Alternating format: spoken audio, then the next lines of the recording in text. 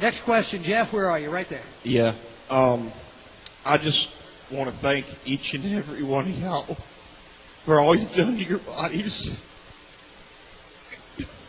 It's still real to me, damn it! We ready to roll? Broadcasting live from the internet, it's Tuesday night, and this is the Panels on Pages podcast. Big boys playing with big toys. This is quality content. The boomers are into it. Hey man, I just show up. With your hosts, Lee Rodriguez. I am a visionary. Like, oh, you have a podcast? I'm like, no, that's not me. That's somebody else. Jason Nyes. Yeah, sure. I'm not getting any vegetables in my diet. I'm just a thick boy. Jose Guzman. Is Jose on the show tonight? He says he's coming. It's like Elton John all over again, just minus the death threats. Kelly Harris. Reach your hand in your pants there, big boy. That's not me. I don't sound like that anymore. And our good buddy Mahoney. And Mahoney's here. What's up, Mahoney? We can do just glorious, wonderful things on our phones, people. No one's ever done anything like this before. It's gonna be massive. It's going to be great. I mean, obviously, I think it'll be great. And it's all killer, no filler. My seat's on fire! Your dick's so hot! Come on. It's so good. It's pretty good. It's there. It's reliable. You know what you're getting every single time. Man, I'm so glad you found us. You're all terrible people, and I'm glad you're my friend. That's the intro. That's really funny. Over 500 episodes, and you'd think they'd have the hang of it by now. It seems like the concept that would run its course very quickly.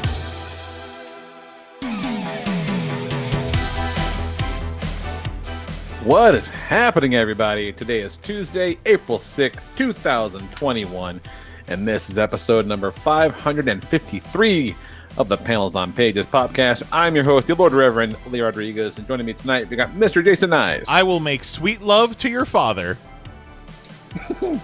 Jose Guzman. I can't believe that's not sunlight. Kelly Harris.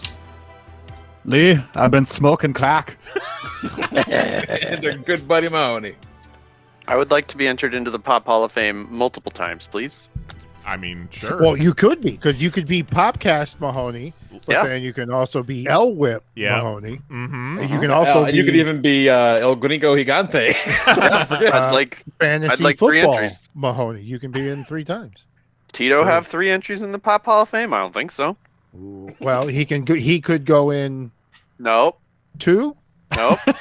At least 2. Yeah, Nope. he's Just been a the guest one. host. Nope. Nope. All right, vetoed, shut down. Sorry, said- Tito. Fucking He veto. said veto. No, we're not putting veto in the Hall of Fame. It's too late. Does He's in there. he goes in twice. Oh my god. Now, call me crazy, but I feel like to be in the Pop Hall of Fame, you have to at least know my name.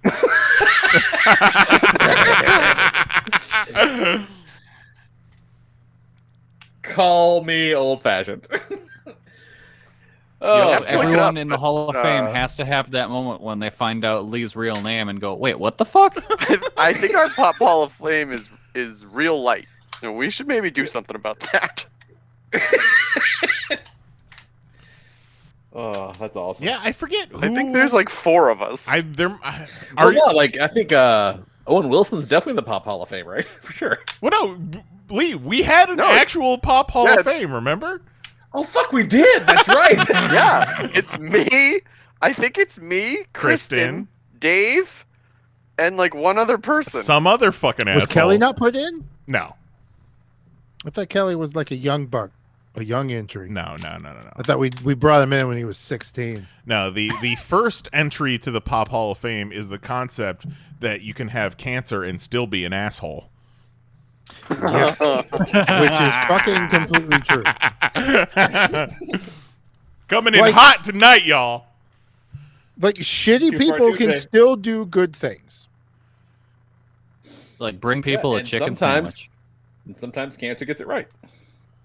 Not often, but it's been known to happen. Look at that 2 callbacks. Can confirm.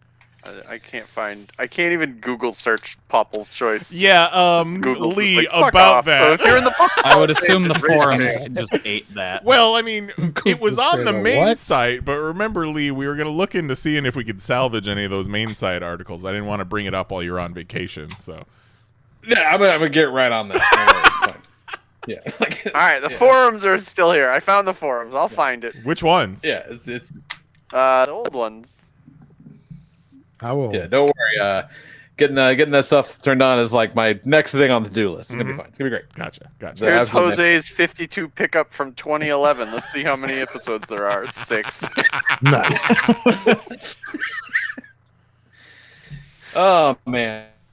So yeah, it was I was happy to not have to miss a show last week. That makes me very excited. I hate missing a show, and then you guys are like, "Oh, we're not gonna do the show," and I'm like, "Yes." Well, I mean, how about this? From now on, when you have to miss a show, we just don't have one. Yeah, I All like or it. nothing.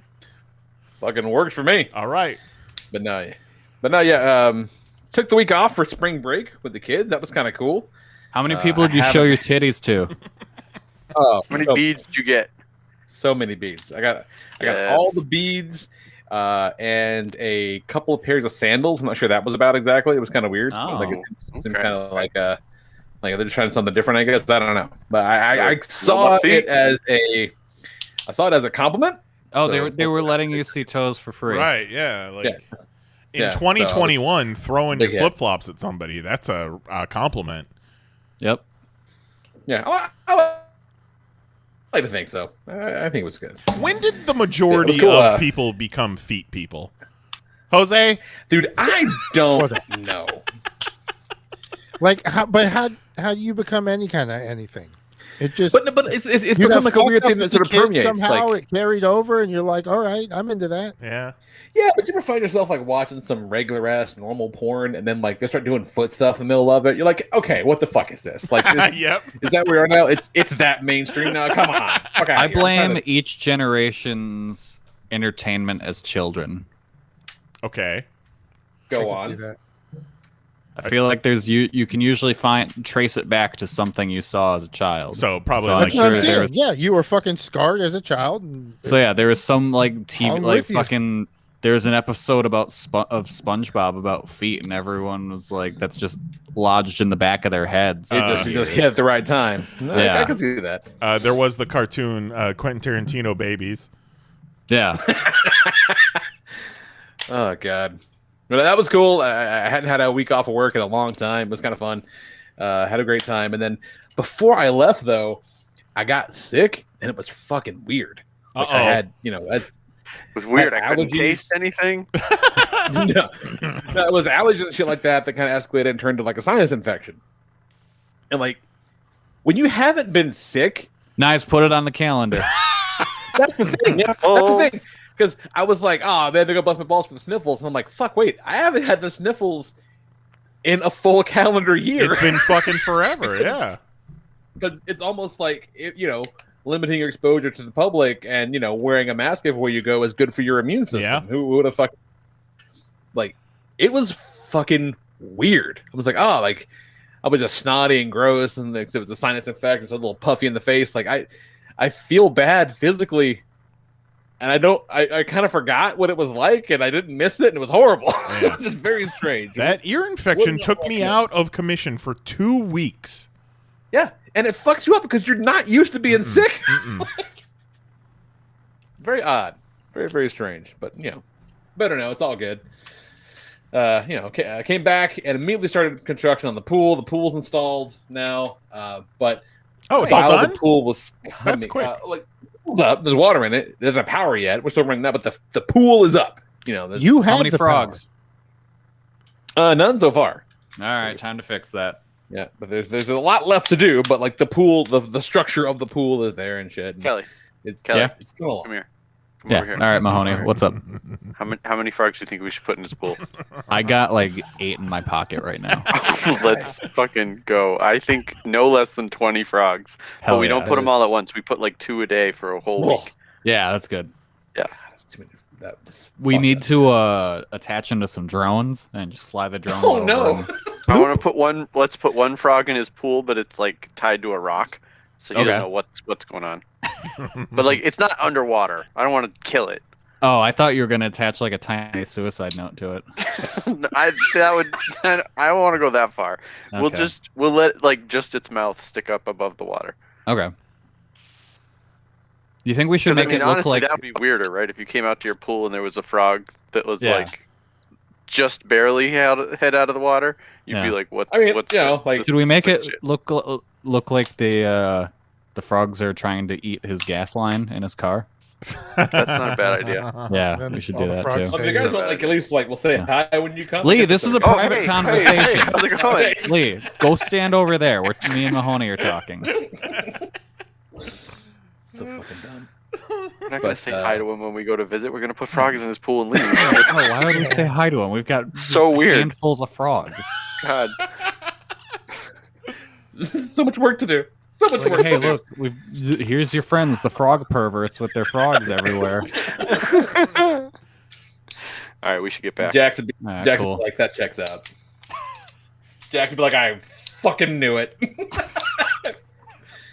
I knew Kelly was a frog pervert, Dad. I'm like, Jackson- You know, I bet Mahoney and I could give Jax a bunch of frogs and just tell him toss one in the pool every day and he'd be like, "Yep, I got you." oh, Yeah. yeah, no, it would never come up again. Like he wouldn't even question it. He'd be like, oh, God, why is this just now happening? I'm in front of a computer and I may be searching mail order frogs. You're gonna get a French French. frog kit. Hell yeah. You're gonna get a French mail order bride. Mail order tadpoles. That's what I really want. I don't want to send you the full frog. I want you to grow it. Put So that you in put the intro. a tadpole in the pot, you bury it, you put water on it, right? Yeah. you get a frog. Okay. You just pick him off the tree when he's done. Buy tadpoles online. Yeah, put them right next to your tomato seeds and it'll be fine. Yeah. All right. What is a phone number? Yeah. The biggest issue with construction day was not the job. They did a fine job. Everything's cool. It's gonna be great. Whatever. Yay, pool. But we had just gotten back and we hadn't unpacked all of our shit yet. So I got up in the morning, took a shower, and went to take my medicine because I need medicine now. I got my crazy pills, I got my blood pressure pills, and I did not realize that Jax's ADHD medicine was also in my toiletry bag still. So I just grabbed my crazy pills and took put in the hand and grabbed what I thought was my blood pressure pills. Turns out it took one of Jax's Adderalls. Nice. So Oh god. right around the time the pool got here, I was riding that Adderall buzz pretty hard, and I'm like, Nicole's like, "What the fuck is wrong with you? Why are you freaking out?" I'm like, "I don't know, I'm freaking out. This really." Did you ever feel real centered, like focused? Well, no, because it really does that if you need it. If you don't need it, it's just meth. Right. Sparing you the fuck out. Yeah, it's just legal meth if you don't need it. Yeah, Lee just had the afternoon of a rich high school boy. Yeah, pretty much. He transformed every single one of his robots. Yeah. And then punched did through not the do that. drywall a couple of times, like a real Kyle. I didn't know my Transformers, but that was around the time I got the mail. So I got the NECA Shredder and Splinter that Nye sent me for my birthday, which is pretty great. That was awesome. Aw, happy early And birthday. That new Big Daddy Kickstarter Spawn figure came in too. So maybe that's what I was able to zen out on. Maybe I did get hyper focused, Jose. I didn't realize it because I took a lot. He stared at them goddamn boxes. He probably, to him, he played with that Spawn for like 20 minutes. And he was gone for like 3 hours. He was just just zeroed looking in. at Spawn's toes. Yep, zeroed in on them feet. Yeah, it was a good thing to have. The timing did work out pretty well for that. Which, holy shit. Like, I know a lot of people that we talked to got the Kickstarter Spawn figure. And if you didn't, you kind of fucked up because it's a hell of a piece.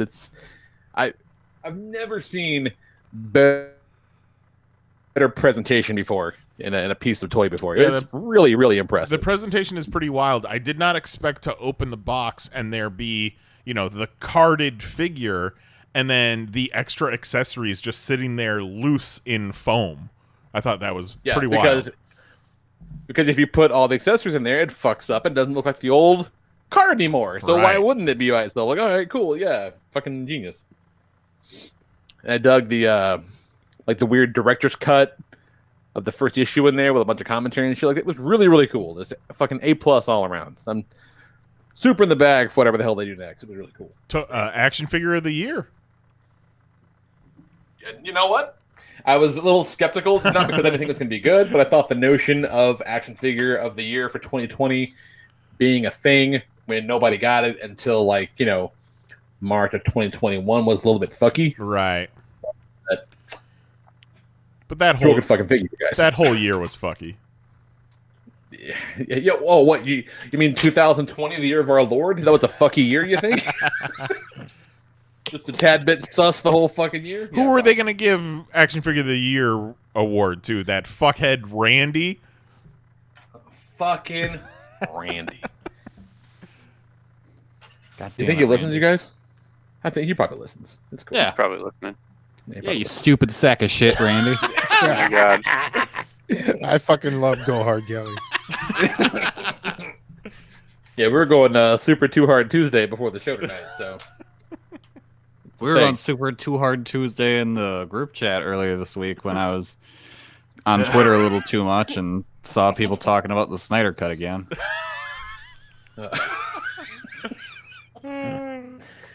Yeah, it's gonna be around for a while. Like we're gonna be feeling the effect.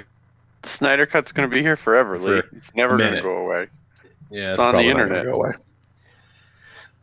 But yeah, only the thing I want to talk about was something I heard. Yes, How we're restore gonna- how the we're gonna bring it back? Snyderverse. And I want to restore the Snyderverse, and I cannot fucking believe that Mortal Kombat is not 4 hours and 19 minutes long. Like, what are they doing? That was How amazing. how can you tell a movie in just under 2 hours? That's insane. That blew my No fucking one can tell a mind. movie like that. The trailer does the coolest shit though. It looks awesome. Oh, I'm so fucking hyped for that. Yeah, it looks great, and I think the fact that it's under 2 hours long is not a bad thing. No, not one bit. It's fucking mooks. More movies under 2 hours. Ridiculous.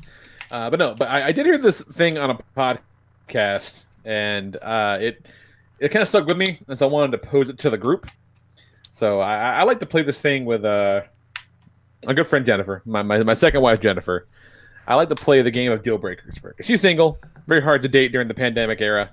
So you know, I like to throw situations at her.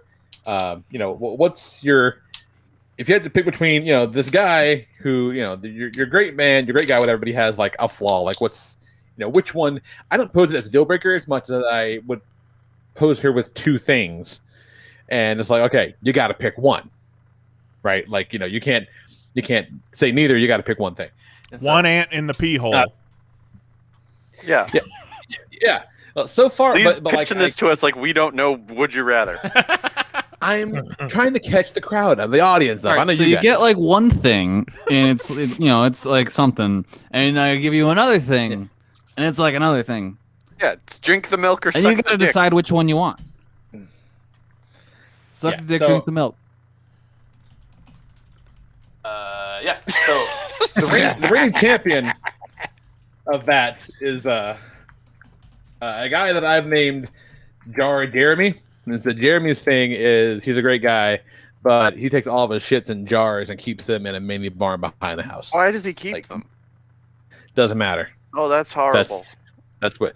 Yeah, right. But he's the best in the situations that I've laid out Jennifer thus far. He's the reigning defending champion. Have you told of Jennifer this game. about the cum box guy?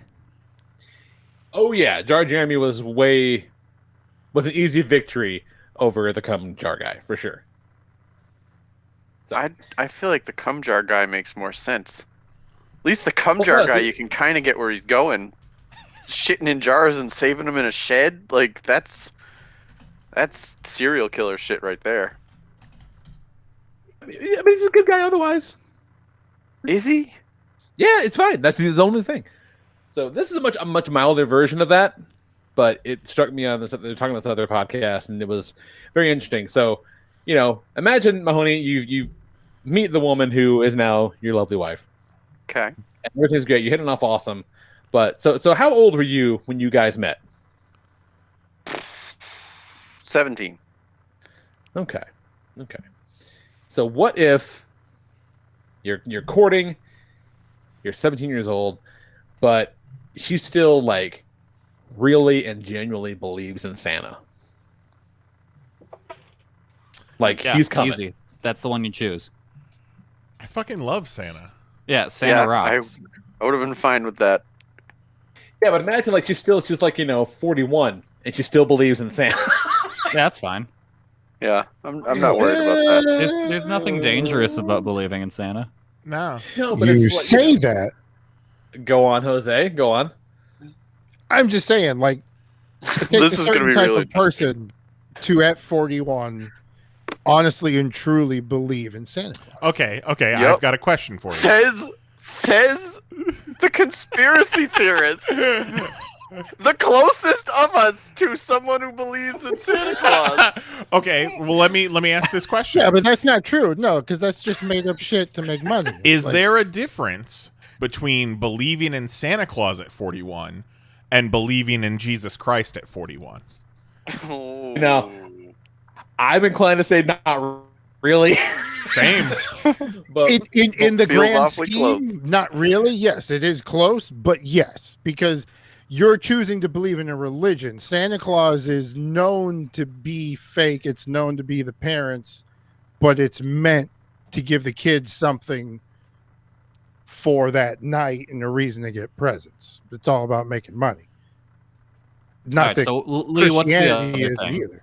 I'm just I was saying, gonna like, say, I'm not quite sure which you're describing, Jose. and you honestly, truly believed in Santa Claus still, like, But that's a certain type of thinking. Right, but like if it doesn't affect any other part of your life, like if you're not developmentally disabled in other parts it of your does. life, But it does though, because if disabled, you're, like, but you're a certain type of person if you believe in Santa Claus still. yeah, but also like if you do something, you're talking about maybe doing something, then she's all like, "Oh, well, we can't do that. We don't want to end up on the naughty list, or Santa won't bring us presents." well, I mean, people say that just like tongue in cheek, so you could pass No, it no, off but like if that. you means it. truly But believe she like means it. Yeah. that's a different type of thinking.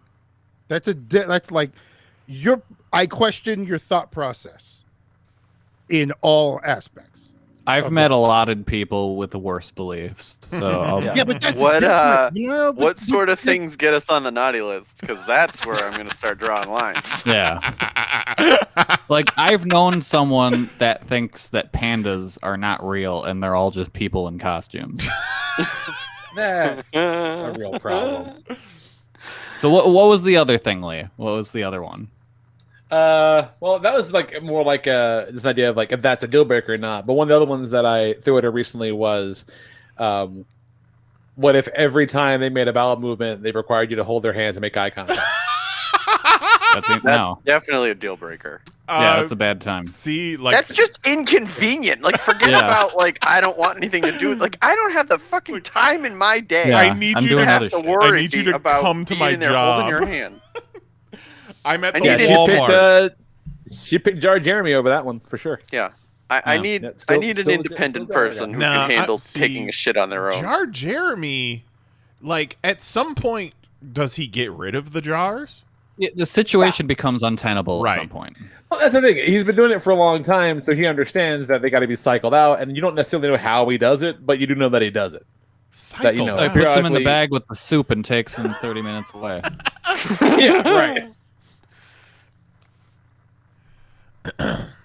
Jar Jeremy's an absolute nightmare. I don't know. Oh, he is. Sometimes I wish my wife would hold my hand and stare directly into my eyes while we're making BMs.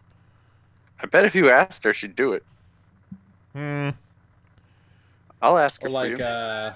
or you know, what's worse, you know, Jar Jeremy, or a guy with like a really long. Oh, we lost you, Lee. Lost you. I'm on the Really edge of my long. Really seat. long what?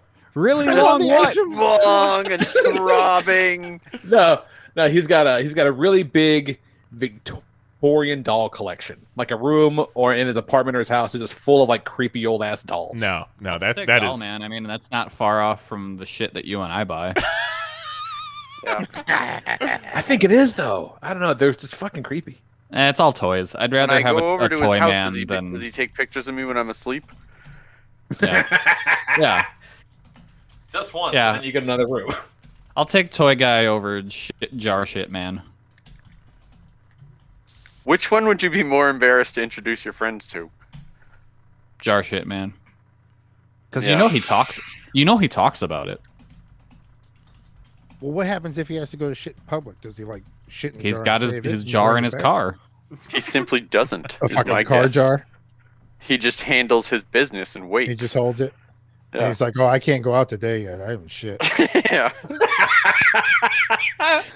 like, can we do lunch at like 4? Thanks for the invite, but I'm gonna need some time.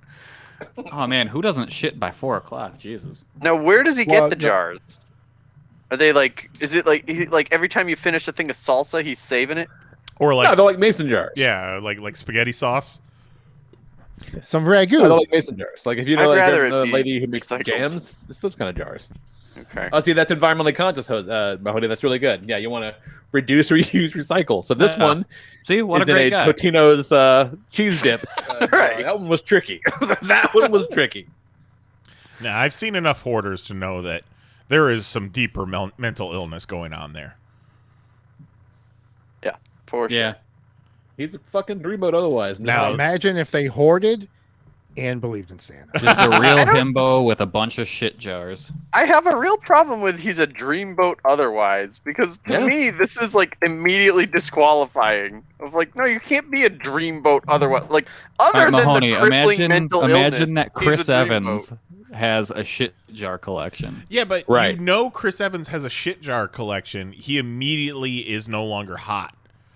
Yeah. Is he? Yeah, I don't he know. turns into a weird-looking dude just based on that information. Oh, I don't know if Unless that's you're accurate at into all. Shizer. Yeah, I don't know if that's true. I'm with Nyes. Everything just the facade falls away at that point. There's and no all you're way left that with is Jar shit jars. Jeremy has it together in other points of his life to where you're just No, like, he does. oh. He's graduated. He's got his own business. Like, it's going great. He likes your parents. His parents like you. It's awesome. Oh, He my This is some real low bars. Thing. Yeah. This is a dreamboat. He graduated. He has a job, and he likes your parents. now like No, I'm just saying, those are things that people like. any Oy, oy, oy. shit, weird shit things. So like even the holding your hands while taking a shit, like that's disqualifying. That's like you need Jennifer, therapy. what's the matter with your parents? Jennifer's parents are lovely people. But we've been playing Sounds this game like- for months. sounds and so like far, her- Jeremy is the reigning defending champion. Wow. Well, But to be fair, I've thrown some really horrible shit at her. see, is it that you've thrown some really horrible shit at her, or is it Jennifer just really doesn't mind people shitting in jars? No, she's really not happy about it. She wishes that he wasn't the champion, but I've done some pretty horrible things during this game. So did you pose the believes in Santa thing to her? Not yet. This one just came about. So I think I would- might see her tomorrow. I would like you to report back on that one. Yeah, I'm very I would interested, choose Santa but in a heartbeat over Yeah. jar shit. Oh man. yeah. Yeah, I don't know. We'll see. We'll see. I will let you know because I'm very curious. This might be the one. I think But we this- scrap our show I think idea it's for fucking next nuts. week, and you get Jennifer on the line. Yeah, and we'll just keep giving her different things. Oh my that'd be God. amazing. We each get a certain number of candidates, and whoever gets the winning candidate wins. I like it. I may see her tomorrow, you guys. This idea. I think I wouldn't run this by her, so I will let you know what she says. So what's up, Nige? What's happening? Well, shit. Got my first shot of the vaccine yesterday, so that's cool. Oh, hell yeah. Okay, wait. Each of us comes up with the positives, and then we all get to assign the negatives to the other people's candidates. So, like, we each get to pick, like, one or two people, and we describe why they're great choices, but then the rest of us get to go through and be like, nah, shits in jars. I don't know. I think there should be a baseline of her ideal mate, and then we give them a disqualifying characteristic. Yeah, I think Yeah, that's the because way to go. the game is Okay. like, except for this thing, he's perfect. Right. All right, Like, all right. whatever your ideal is, whatever your idea is a perfect, like it's that Okay. with I'm this all right, I'm on one board. I'm weird on board. caveat. Yeah. Okay. Yeah, let's do this. All right, carry on, nice. So yeah, it went well. Arm was a little sore, felt a little sluggish yesterday. Had a headache today, but other than that, all good. So You didn't fall down? no. All right, good. You got the second one. There was somebody that fell down when Mary was getting her shot, though. Strong Kelly energy. Big Kelly vibes.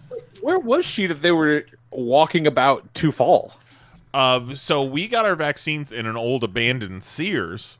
So it's just like... Oh, so you went into the Sears. Yeah, it's this huge operation where... Meanwhile, Mahoney's just returning shit.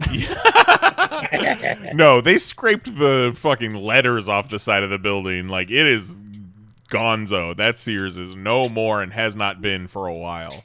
So yeah, they've got like 50 tables set up giving people vaccines. It was a pretty impressive operation, to say the least. So if you are eligible in your area, definitely see how you can get signed up. A lot of places are doing first come, first serve, and I think I saw the news today that Biden says he's pushing up the timeline to middle of April that everyone 18 and over should be eligible. The 19th. Yeah, the 19th nationwide. Just fucking get after it. Yeah, we got our second shot scheduled for the 26th, and then we'll be all fucking vaccinated, and her dad and stepmom have already planned a trip down. You don't want to be the last member of the population to get your vaccine, because then you win the vaccine won, and I get to punish you. By all of us spitting in your mouth. Yeah. So I'm sure Kelly was going to talk about this, but it was a big part of my week. Mary and I sat down and rewatched 2 of the Godzilla and Kong movies and watched... So we rewatched the 2014 Godzilla, which was better than I had remembered. I remembered it being pretty boring. I rewatched Skull Island. She saw it for the first time. I fucking love that movie. That cast is so good. The monster action is phenomenal. King of the Monsters wasn't as bad as, like, I've been seeing the prevailing opinion is that that's the weakest of all of them. But it was pretty good, I thought. Again, lots of monster action. Yeah, I disagree with that. I like that movie well enough. Like, it's not my favorite, but it destroys 2014 Godzilla. Right. Yeah. And then Godzilla vs. Kong is fucking stupid, but it's fun. But it might be one of the dumbest movies I've ever seen in my life, but I enjoyed it. Yeah. The lengths that they go to overcomplicate giant lizard versus giant ape is astounding. Yep. Yeah. Absolutely. Like, where did we jump? Like, the jump in technology from King of the Monsters to Godzilla vs. Kong is just mind-bending. Yeah. But I still say, like, if you have access to HBO Max, I say fucking watch it. Watch all 4. It's a fun movie. It's a good time. And then get ready and have your phone out whenever Stranger Things girl shows up. Oh yeah, so that boring, was absolutely terrible. You know who's worse than Stranger Things girl is the New Zealand kid who was in Deadpool 2, who I also hated in Deadpool 2. And that's that kid. Yeah, okay. He's even worse in Godzilla vs. Kong. Like, I was watching, I'm like, why is this Australia or New Zealand kid here? Yeah, and then he's even worse, I bet, in Christmas Chronicles Part 2. Oh my god! Whoa. And Paperboy playing completely against type, playing a conspiracy theorist podcast host. It's like, so it was so cringy, and they're just walking around this high security facility where there's no security whatsoever. Yeah. Talk about conspiracy theorist podcaster. Like, I saw this thing today. Somebody was talking about how it was a well-meaning tweet where it was like, people talking about how, anti-Jim Crow laws are against white culture when there is no such thing as white culture, just racist people. And I saw that and I'm like, well, that's a very, it's a well-meaning idea, but if there's no such thing as white culture, then explain to me Jimmy Buffett. Well, or Lee, I mean, Bigfoot enthusiast. Lee, Jimmy Buffett, his biggest hit, as well as the name of his chain of restaurants, is Margaritaville, which is based on a Hispanic beverage. Oh, I'm sure it is. And that I know this is true. His whole musical style is taken from other cultures. Yeah, it sure is. But it's some real white people shit. It is white people shit for sure.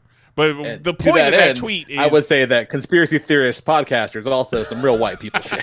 Some real white culture. See, Okay, I was wondering how you were going to circle Yeah, around yeah. and get back to this. yeah, you do not expect Paperboy from Atlanta to be hosting a conspiracy theory podcast, working as an engineer. That's at some real Apex. white people shit.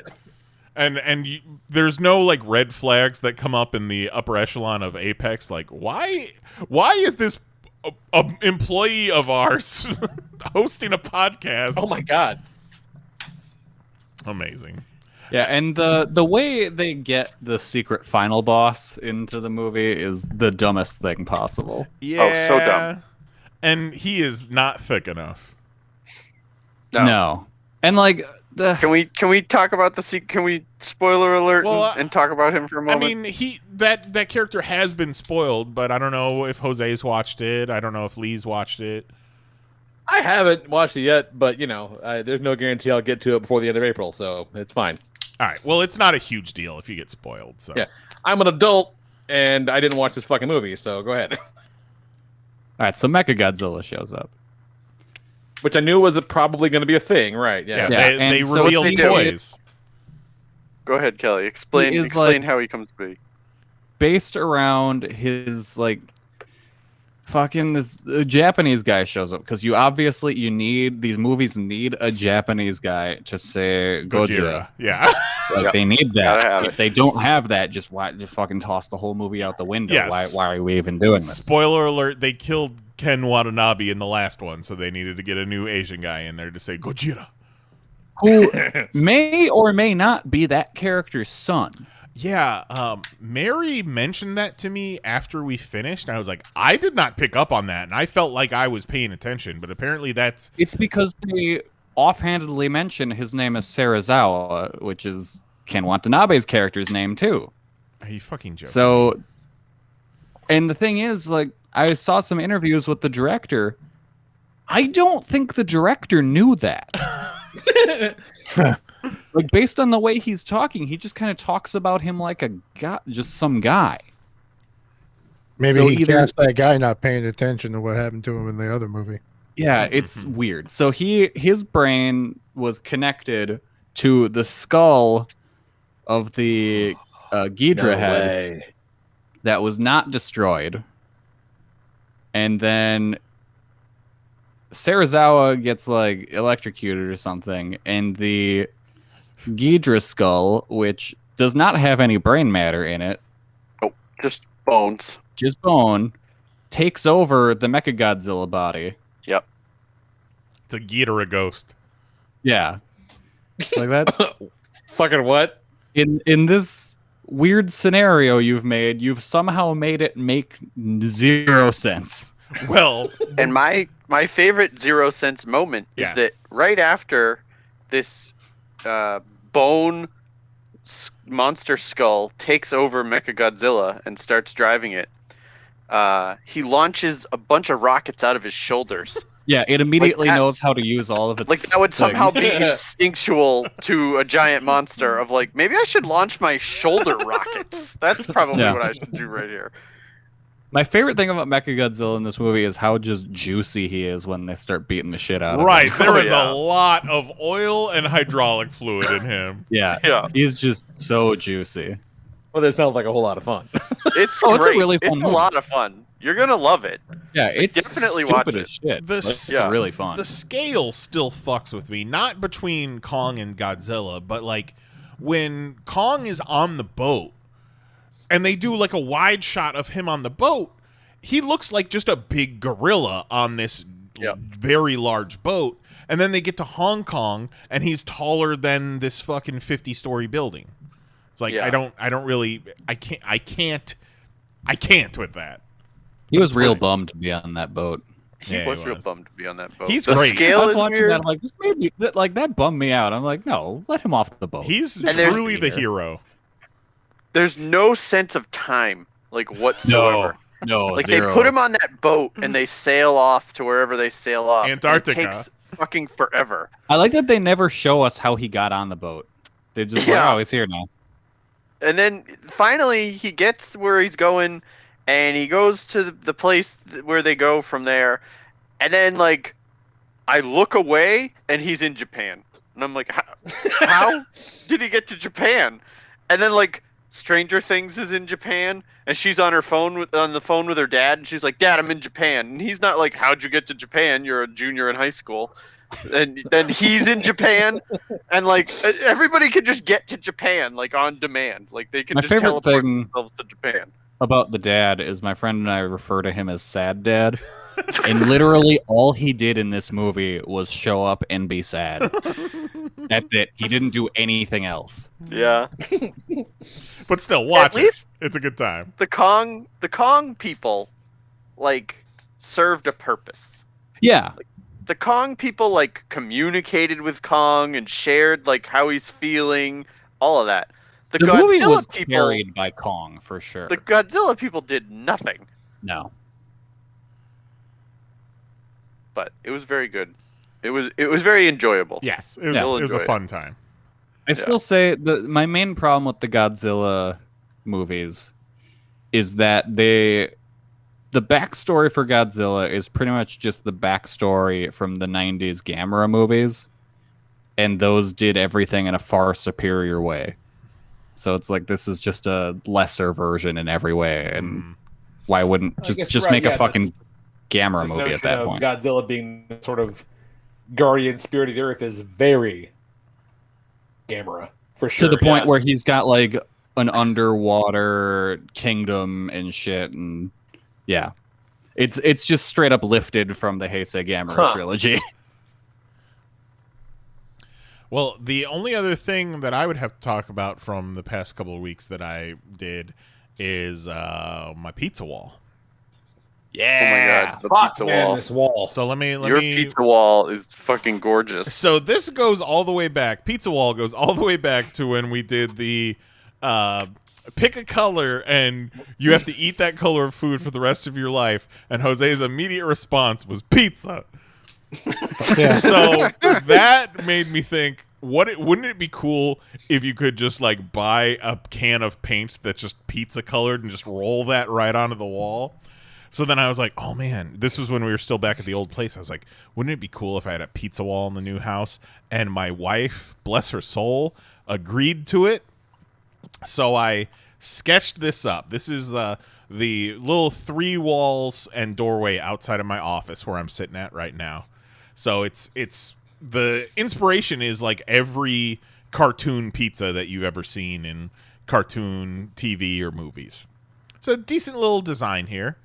And then this is the final product, which took me a month, counting the 2 weeks I was laid up with an ear infection. And I'm pretty happy with it. It looks awesome. Thank you so much. It's so good, man. I very much appreciate the support from all of you because it got to a point where it wasn't turning out the way I wanted it to.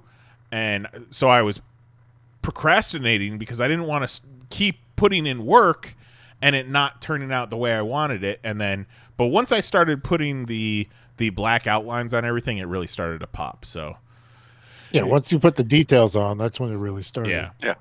It came together. The last little bit I had to do was up in this top left-hand corner where this pepperoni is, the red would bleed onto the ceiling.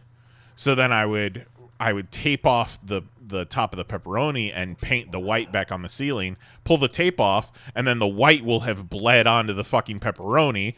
And then I do the same thing 3 more fucking times, back and forth, back and forth, back and forth, until I finally got that. But I time-lapsed the whole thing, so I'm going to cut together a little video of the progress. Tell you what, real interesting to watch yourself from behind over a month's time, looking real bald, real wide these days. So that sounds like absolute torture. Like that sounds like something that they would do to me if I was captured. But at the very least, they wanted to make me miserable. At the very least, I'm moving very fast. So I get those like this time last year things from our Amazon Photos account. My photos don't go to Amazon because all of my photos are just stupid screenshots. So it's all just from my wife. And so basically every couple of days I just get, hey, here's what you looked like 4 years ago from a person who is the absolute worst at taking pictures of you. And it's a real depressing time. So now I can now I'm just trying to figure out how to finish off this room and put some shelves up and then get some toys open and on the wall. Fucking slacker. Yeah. Slacker over here. I'm very excited for you and this journey you're about to go upon. It's true. What's up, Jose? Chilling. Catching up on Preacher. Made it to season 3. And that's up there on my favorite shows list. It's pretty good. How many seasons Really did they enjoy do? it. 4? Okay. I think. 4, I think, yeah. And we're like midway through season 3. So we had watched the first 2, but never started 3. So we had to... That's a weird show where the first season they were like, it was definitely still Preacher, but they were kind of taking some liberties with like the plot and what was happening, and then it's like once they hit season 2, they're like, fuck it, we'll do shit from the comics. Well, I think they were just trying to get in. Yeah. And then once they got that guaranteed we're going to do it, they're like, let's fucking do it. It's a good show. Yeah, because that opening when they got the intestines in the fucking gas line because she had to siphon the gas. Oh my god. Like that whole scene set the tone. This is how the season is going to be. Get used to it. Hair Star is fucking great. Everybody's pretty well cast in it. So that's been fun. That and we blew through. Have you heard of what the fuck's it called? The Toughest Race in the World? And then it was Fiji on this one. So it's kind of like, imagine like Amazing Race, but more intense and less like little challenges in between. That sounds very unpleasant. Oh, it is. Like some people got fucked. Like not everyone like it was very clear from the start. There's like 4 teams that are in it as a race. And then there was like 66 teams started the race. Not everyone finished. But there was 3 sets. There was like the rookies who were like days behind the winner. And then you had like your kind of middle of the pack who were kind of seasoned in other things but have never done something at this scale. And then you had like the dudes that were in it. Like they had New Zealand, they're the ones that fucking took it.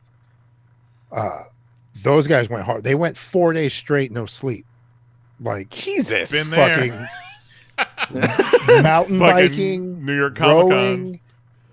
rowing, fucking paddleboarding, swimming, hiking up mountains, hiking through trails. They went the wrong way on the hike and ended up fucking cutting through the jungle instead of taking the path. Like they did some shit to not have slept, but they killed it. But like the whole time, like the Australians are like, man, fuck the Kiwis. We're gonna beat them. And then there was a team of Canadians that were like, man, fuck the Kiwis. We're gonna beat them. And then Everybody at one hates point, the Kiwis. it was like the whole season they're talking shit about how we're coming for it because the Netherlands, they had won before.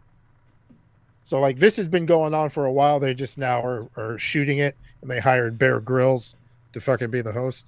Which this motherfucker, like every now and then they show him because so they have like the trek of the terrain, whatever it is that you have to mountain bike 25 kilometers to this point where you get on a paddleboard and you go up to this island and then there's a checkpoint. But they also threw in on each leg the whole like Amazing Race part where there's a medallion you have to go get. Here's the clues, you have to go find it, and you can't check in to the next leg without this medallion. Because it's not bad enough for you to be fucking hiking through Fiji in the middle of summer all by yourself. Yeah, okay. Mary would have to help me out, but she was telling me about this show that it's kind of like Naked and Afraid meets Survivor, but no one has a camera crew. They have their own cameras, kind of like Survivor Man, and they drop them all individually in the same climate or whatever, but nobody knows how many other people there are or if they're still in it. So, like, when you quit, you quit. What? So, yeah, you don't know how many people are left. So you're just trying to ride it out as long as you can. And when you quit, you quit. So you just keep going until somebody tells you it's over. I would hope somebody would tell you it's over. Oh my God. The crew's done packed up and everyone's like, man, I feel like I let, that feeling when you leave the stove on. What? We're forgetting something. She must have fallen asleep because she's not in the chat to tell me what the title of that is, but I'll have to look that up. Sounds fucked up, doesn't it? It really does. The name of the shows is You Still Might Be Playing. So The name of the show is You Believe This Shit? when they came to each leg of that where they had to get the medallion, Bear Grylls would act it out for camera. Like, this is what they got to do. They got to climb this fucking mountain. But other than that, like, Bear Grylls is hopping on and off the helicopter, and there's the shot where he's flying over the teams, and he's like, "These motherfuckers are great." And fucking look at these guys crushing it down there, or dumb shit like that. But he's progressively getting more dirty and dirty, and every now and then he's got like a backpack with a knife, and I'm like, "What is this motherfucker doing?" Like. So in my mind, I'm imagining he's like the Predator. So like this show's going, but Bear Grylls is dropped off in other locations, and he's just slowly hunting the teams and picking them off one by one. He's got shit to Love do that idea. when the camera's not on, right? Yeah. But he's popping out and he's fucking dirty. But you can tell that the clothes kind of look like they were pressed down and dirtied because the lines were too crisp. Like there's nobody gets dirty like that. You know what I mean? It looked set dirty. So I kept busting Bear Grylls' balls for like, you can take a shower, like you're hosting. You fucking show up and it's like, what's up? But he'll show up and like he just came out of the jungle. He's all fucking sweating and dirty and giving hugs, and he's wearing his backpack. I love the Man vs. Wild show that made him. And the he's great. Best moment he ever had on that is when he ate an apple out of a pile of bear shit. And he was like, you can do this because the bears don't digest the apple. And so, like, it's just in full pieces in the shit. And he popped that thing in his mouth and immediately made this face of like, oh, God, which one of you assholes told me I could eat the apple out of this? Yeah, or he's like, I thought this was a sad apple. Mary in the chat updated me. It's the show I was talking about is called Alone, and it's on Netflix. There's one season on Netflix, but there's been like 6 seasons. Yeah, right. Gonna look up this fucking. And nightmare. then what was the name of the show you were talking about, Jose? It's something like toughest race of the world. Toughest race. What if we were talking about the same show this entire time? That's exactly. So my 4-year-old Will, the other day I gave him candy, and he was like, "What's this candy called?" And I don't even remember. I told him, and he was like, "We should call this candy Most Delicious Yummy Candy." And I'm like, "Sure thing, pal." And that's the same vibe I get from Jose. Where he's like, "This show's called Most Toughest Longest Race in the World." Something like that. Fiji. But what was fucking crazy was there was 2 teams that represented Fiji, and they placed 41st out of 66. I'm like, this is your island, man. Do better. Work. Yeah, but how do you not know how to But I lived in Florida my whole life. If you dropped me off in the swamp, I'd probably die. Yeah, if you dropped me off 15 miles west, I wouldn't know how to get home. Like, there's a lot of forest around me, Jose. I don't know if you know that. Yeah. I would say that's a ridiculous thing, but I know you, and that's probably very true. But it's pretty cool. Cool show. Like, it's fucking nuts, man. Yeah, it's World's Toughest Race Eco Challenge Fiji. Yeah. So you were All right. Like, off. this Too has many been going fucking on. words. It's fucking one team. The dad had been doing it forever, and he was supposed to do it with his squad of old dudes, stray dogs, but he got diagnosed with dementia a year before. So he fucking was like, "Let's do this." Him and his son and this other team. He went pretty far. He went farther than a lot of other teams. Dude was balling. His old people almost died. It's wild, man. People put their bodies through some shit. I almost ate a whole pizza by myself tonight. That was some real intense shit, too. Yeah. Hell yeah. They almost had to call in the helicopter. Shit got wild. What's up, Kelly? How's it going? You're Um, not yelling at the simps at work. I bought some pants. Hey, there you go. Nice. Pants are good. Yeah. Yeah, I realized like I had 2 weeks to do something. I fucking bought pants. I don't know. I haven't been doing much. What kind of pants? You talking I need some jeans. jeans? Yeah, We because I talking keep low cut, low rise, boot cut. I keep wearing holes in my jeans. Like they all inevitably in the crotch get a hole. Yeah, in that the happens. Same place. Yeah. Yeah. I mean, carrying a hog. Yeah, Yeah. carrying around that big juicy Friction. hog of yours. I guess. Fucking Yeah. friction, yeah. Yeah. Starting fires in your shorts. Bound You to need happen. that thing. Yeah. No, I haven't really been fucking doing anything. He's just slinging this hog. Just Slinging this hog, wrecking pants. You know how it goes. yeah, you know, going I and like buying the new idea pants. of Kelly being like, I really haven't been up to anything, and then it just cuts to a montage of him learning TikTok dances. Oh He doesn't want to tell us. I wouldn't tell anybody that. No. No. Probably shouldn't. Yeah. But you, Mahoney, what's up? This is Kelly. They just have pants stories. Yeah, that's all I. Yeah. I mean, hey, good job with your pants. All right, so you're telling me, any one of you, you blindfolded, you do not know in which direction you are going, but you are 15 miles away from where you live, and you can figure out where you are and get home? No. No. Yeah, probably. Not for a second. I don't believe it. I'm gonna go yes. You're gonna I go mean, like, yes. 15 Yeah. miles is not that far. Like, eventually, You just find a You know, building just- you know and fucking head that just way. figure I out would- where east is or west is, walk in that direction, you'll find something. How do you know if you're east or west of your home? Well, I know where the sun rises at my house. Yeah, these are just things you know from living Yep. there. Yeah. Okay, right. So you know where the sun rises at your house. But the sun also rises to the east of your house, right? Right. But it doesn't So, like, matter. you can't just- because You can't just assume you're to the... Okay, so you've answered my question. The answer is no. You would no, it not... doesn't matter if you're walking east or west. You It doesn't think matter. you'd I was make just it saying, home, but pick you would be a lost. direction. You would be lost in the woods. You Wandering find something you aimlessly. knew eventually. Eventually, maybe. Yeah.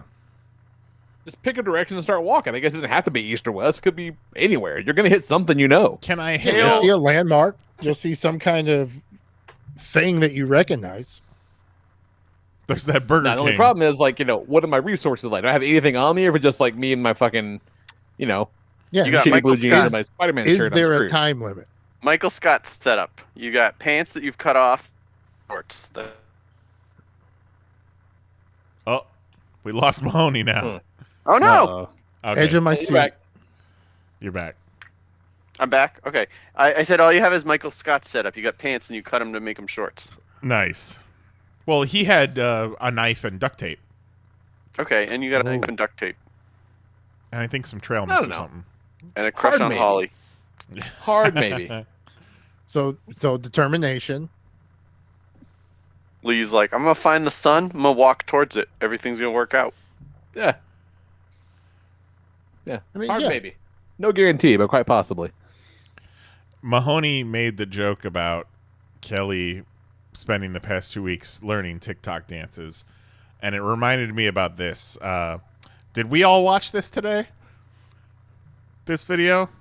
Oh, I watched Oh it today. yeah. Oh yeah, and I This video showed, was really showed it to something. people. Don't forget your trigger warning. Yeah, Jose, did you watch this? Yeah. Let's share it with the community. Trigger warning to anyone that has issues with teeth. Spoiler alert. This is me after 4 mimosas. This is me after 8 mimosas. This is me That's after some white 2 people mimosas. shit. This is me after Who said white culture doesn't exist? mimosas. This is me after 7 mimosas. This is me after 2 flights of mimosa. This is me. This is me after all the flights of mimosas. Don't talk. I'm videoing. Oh God. Oh shit! She's getting on his shoulders. A real story in 3 parts. It's okay. Oh, God. This is me after. It's okay. I didn't previously hear the part where the person goes, "It's okay." It's It's very much not okay. No. Well, I mean, she'll live. Oh yeah.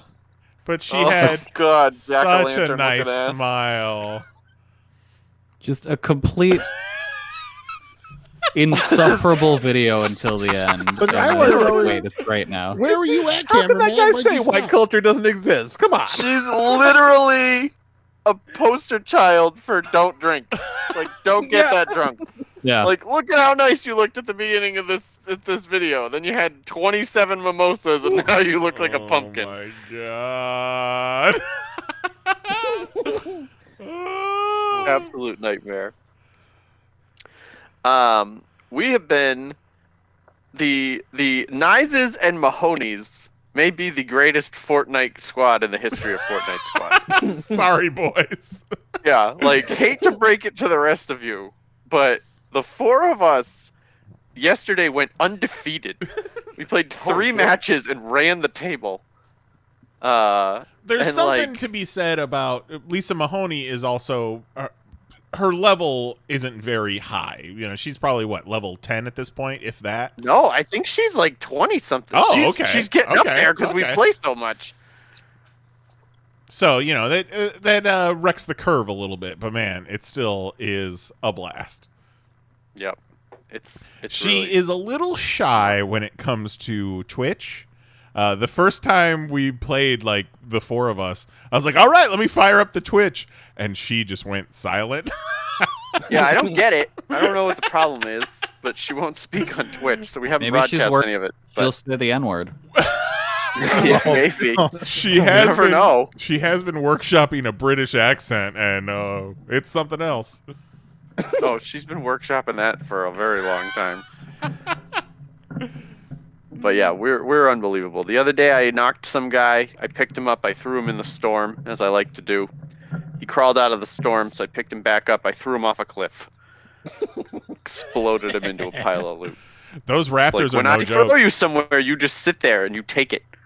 Crawl back out. We were playing tonight, and Retail Row was all fucking different. Like, it looked like Road Warrior had rolled up through there. There was like roadblocks really? and stuff. It was weird. Like the community has really gone downhill in the past week.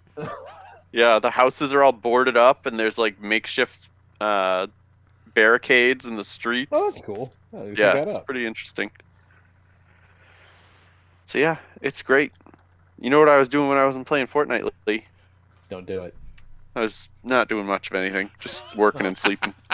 Okay. God damn it. Just joking. No, but I don't watching have white any chicks TikToks losing for their you. teeth. Oh man. I should get you some TikToks. You're probably having withdrawals. I'm having what? Is that not the way to say it? Not like that. Did you lose your 2 front teeth? Maybe. How many mimosas did you have? Mahoney's Northeast is coming out. I'm not worried about it. You know what I mean. Oh, I know what you mean. Oh, we know. He's gonna start calling us wicked F words soon. Oh my God. That's a compliment, Kelly. It's a term of affection up here. Oh my god. How do you say it? You say it. Withdrawals. Withdrawal. Yeah. That's what I said. No, it is not. Yeah, it is. Yeah, it is. No, it wasn't. Yes, it definitely is. Wait. Say it again. The first time. Withdrawal. No. Yeah. There you go. What are you talking about? We say withdrawal. You say Withdrawal. we say withdrawal. You say Withdrawal. withdrawal. Well, jeez. Now I'm all self-conscious about it. There's an entire extra syllable in there. No, that's not right. There's not an extra syllable. You say it with 3 syllables. Yeah, we say it that's with true. 2. Withdrawal. Like you say it the way it's spelled, so like good on you. Withdrawal. That's like the And guy what do I you know say? that's from Boston. His Boston comes out when he's tired, and he was like, "All right, guys, you want to get a pizza?" Yeah, pizza. Yeah. Gotta get a pizza. Withdrawal. Yeah. Withdrawal. Look out for a class. Withdrawal. Yeah, because I think everybody's having a withdrawal roll for a Popcast Classic. Roll. So, based on our our top 6 for tonight, I pulled a clip fucking R's from Popcast number 419. It was our post Wrestlemania 2019 show. So this Popcast Classic is titled Uncle Mania 2019 turns into Becky Mania. Oh my god. Yeah, enjoy this. This will be a good one. Back in a minute. Let me back. Enjoy the refreshing taste of an ice-cold Popcast Classic. It was the week of the uncle. It was Uncle Uncle Federation. Mania. Many uncles. It was Uncle Mania. Uncle Mania running wild. Like that's like just running bits all fucking week. It was so great. Like, I keep saying weekend, but it was practically a fucking week. It wasn't even a weekend. Practically, yeah. Wednesday afternoon to Monday morning. Yeah, it was a fucking lot. I think it was the same show. Was that? No, that wasn't Becky Mania. Wasn't. No, Becky Mania was the WN Super Show right before spring break. Yeah, fucking Becky. Woof. And also, one of my favorite things about this whole weekend is then going on Twitter and finding other people talking about these people that we've seen as well. And they fill in little details of the story that we didn't get. Yeah, that's great. So what we saw was this fucking giraffe-sized blonde chick, drunk, yelling things at the crowd, yelling things at the wrestlers within, what, third and row? often getting the wrestlers' names wrong. Yeah, and she's yelling at them too. She was third row, and she was a hot fucking mess. There was her friends. I felt bad for all of her friends. Yeah. That's how fucked up she was. Yeah. And she became the target of our bits for the rest of that show, to the point where we dubbed her Becky, and then everyone around us then also dubbed her Becky. Yeah. Holy shit. Like from 2 or 3 rows back, you just hear, "God damn it, Becky, sit down." It's so great. And then later on, we spot her out in the smoking section having what looks like fisticuffs with some dude. Yeah. He was like pushing her, holding her back from something else.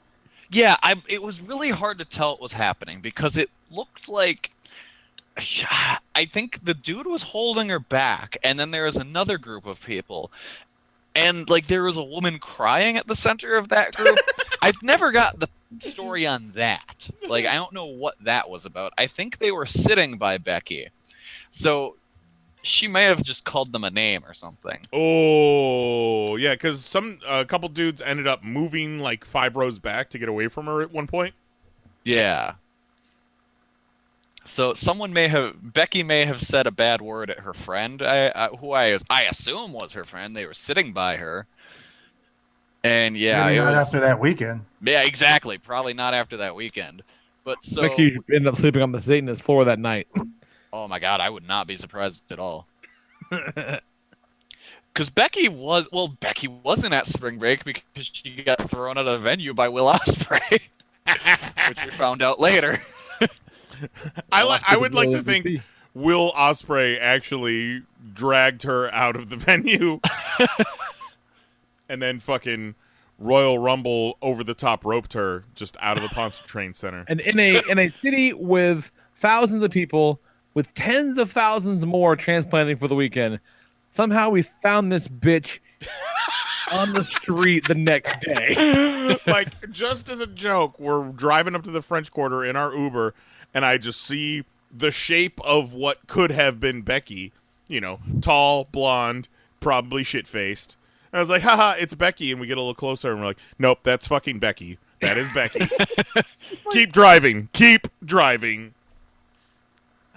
It was a fucking trip.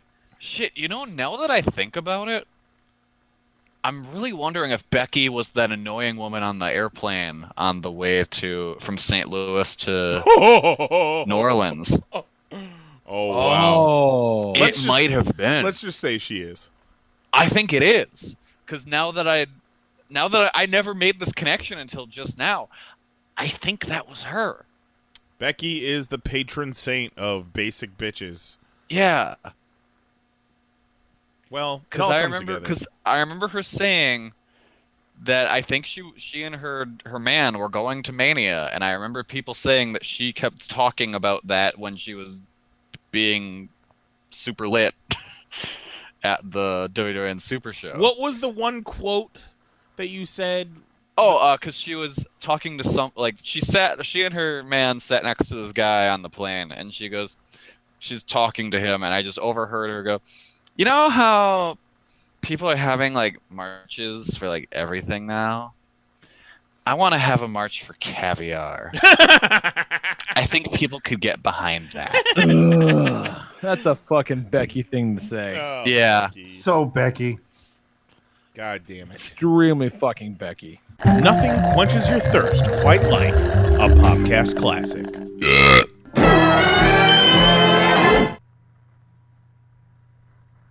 What a gal. Oh, Becky. Oh, Becky. Oh, Becky, you're so drunk. So, quick merch update since it is the week of WrestleMania. It's been a while since we introduced some new merch. So we've got a bunch of cool wrestling-based merch that we just put up in our TeePublic store at teepublic.com/panelsonpages. Check this shit out. There are 1, 2, 3, 4, 5, 6, 7 new designs, which you can get on shirts, mugs, mouse pads, whatever you like. Let's go through some of them real quick. We got the Louisiana Special t-shirt, aka Double Murder Suicide. The description of this one is spicy. Don't bring this design around your wife and son, that's for sure. The dogs are in the enclosed pool area. And then we also have it in the old school Double Murder Suicide logo, the Louisiana Special Retro t-shirt. And then a bunch of designs that we designed for PCW back in the day that never saw the light of day. We got a PCW black and white NWO shirt, PCW for life. We got PCW Wolfpack. We got the PC F&W Extreme t-shirt. And then some PCW Turner Retro designs on here, too. So I like that one a lot. So if you're an old school PCW fan, we got what you need. And then we also got shirts that say Double Murder Suicide on them. If you notice. Real quick, if just saying if that does sound like something you might want to have, maybe get it quickly. Well, just in case. See, I don't know. I think we're off the radar enough, and it doesn't actually say Double Murder Suicide in the description at all. Right. So they would have to have some real good algorithm to be able to read that in the design. I mean, we've had it as a draft for a while now, but now that it's live, who knows? Who knows? So yeah, check that out at teepublic.com/panelsonpages. It's not bad advice if you're interested in the Double Murder Suicide shirt. Don't sleep on or mug, or mouse pad, or sticker. Hoodie. Hello. And then also we still Yeah. got the Stone Cold Creamery shirt up there too. So a lot of good stuff in our store. It's merch.panelsonpages.com. Take you right there too. Oh, that's If I ever bad. get my That's fucking external memory fixed on my phone, I'll post about this shit on Instagram again. Wait, you can't use Instagram? I can use it, but all of my templates with our designs and everything are on my memory card, which is currently corrupted, and I keep bringing my laptop all the way upstairs so that I can take the time during my workday to fix it, and then I don't get a second to look at it, and then I carry it all the way back down here. So it's been my life for like a month now. Mahoney made the fatal error of making himself too valuable at his job. Yeah, kids. There comes a time where you can be proving your worth and your value, and then all of a sudden all eyes can turn to you and be like, "Hey man, why don't you do a bunch of shit?" And then you're like, "Wait a minute. No, not that." Like, wait, is that my reputation? The guy that gets shit done? Oh no! Just praise me. Just tell me I'm wonderful and pet my belly. Don't give me all this to do. But long term, this is going to be real good. But yeah, if anybody wants to hear about agile role analysis and rationalization, let me know. I'm currently researching it. I'm already falling asleep. Well, welcome to me during all this wrestling talk. Speaking of which, I'm working on a project plan for a massive centralized management initiative. So you know what? Ooh. I'm with you, Mahoney. Perfect. But hey, it's been a while since we did this. So what's up? What happens next? Nice. There's like some pretty cool music, I think.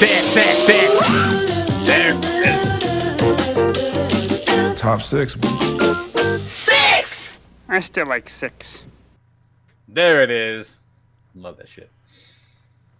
So this week, in honor of WrestleMania weekend, WrestleMania, which I believe none of us are going to watch. You know maybe what? Kelly. So, I'll probably watch. So the WWE network has been absorbed by Peacock, and right.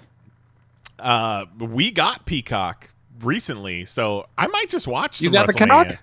I might just watch some because they don't know. Yeah. They don't know. I didn't get it for wrestling, so I'm probably gonna end up reviewing one of the nights. No one signed up for it's either what, night like of it. 2 nights? yeah, It's a 2-night. they're thing. even doing 2-night NXT this year, tomorrow and Thursday. That's so weird. Like, They gotta make They're up for doing last year. 2 nights of NXT. They did 2 nights last year. yeah, Two nights of NXT, 2 nights of WrestleMania, and they're still not using people. I'll take the 2-night WrestleMania because it turns it into 2 3-hour shows instead of 1 6-hour show. 8-hour show.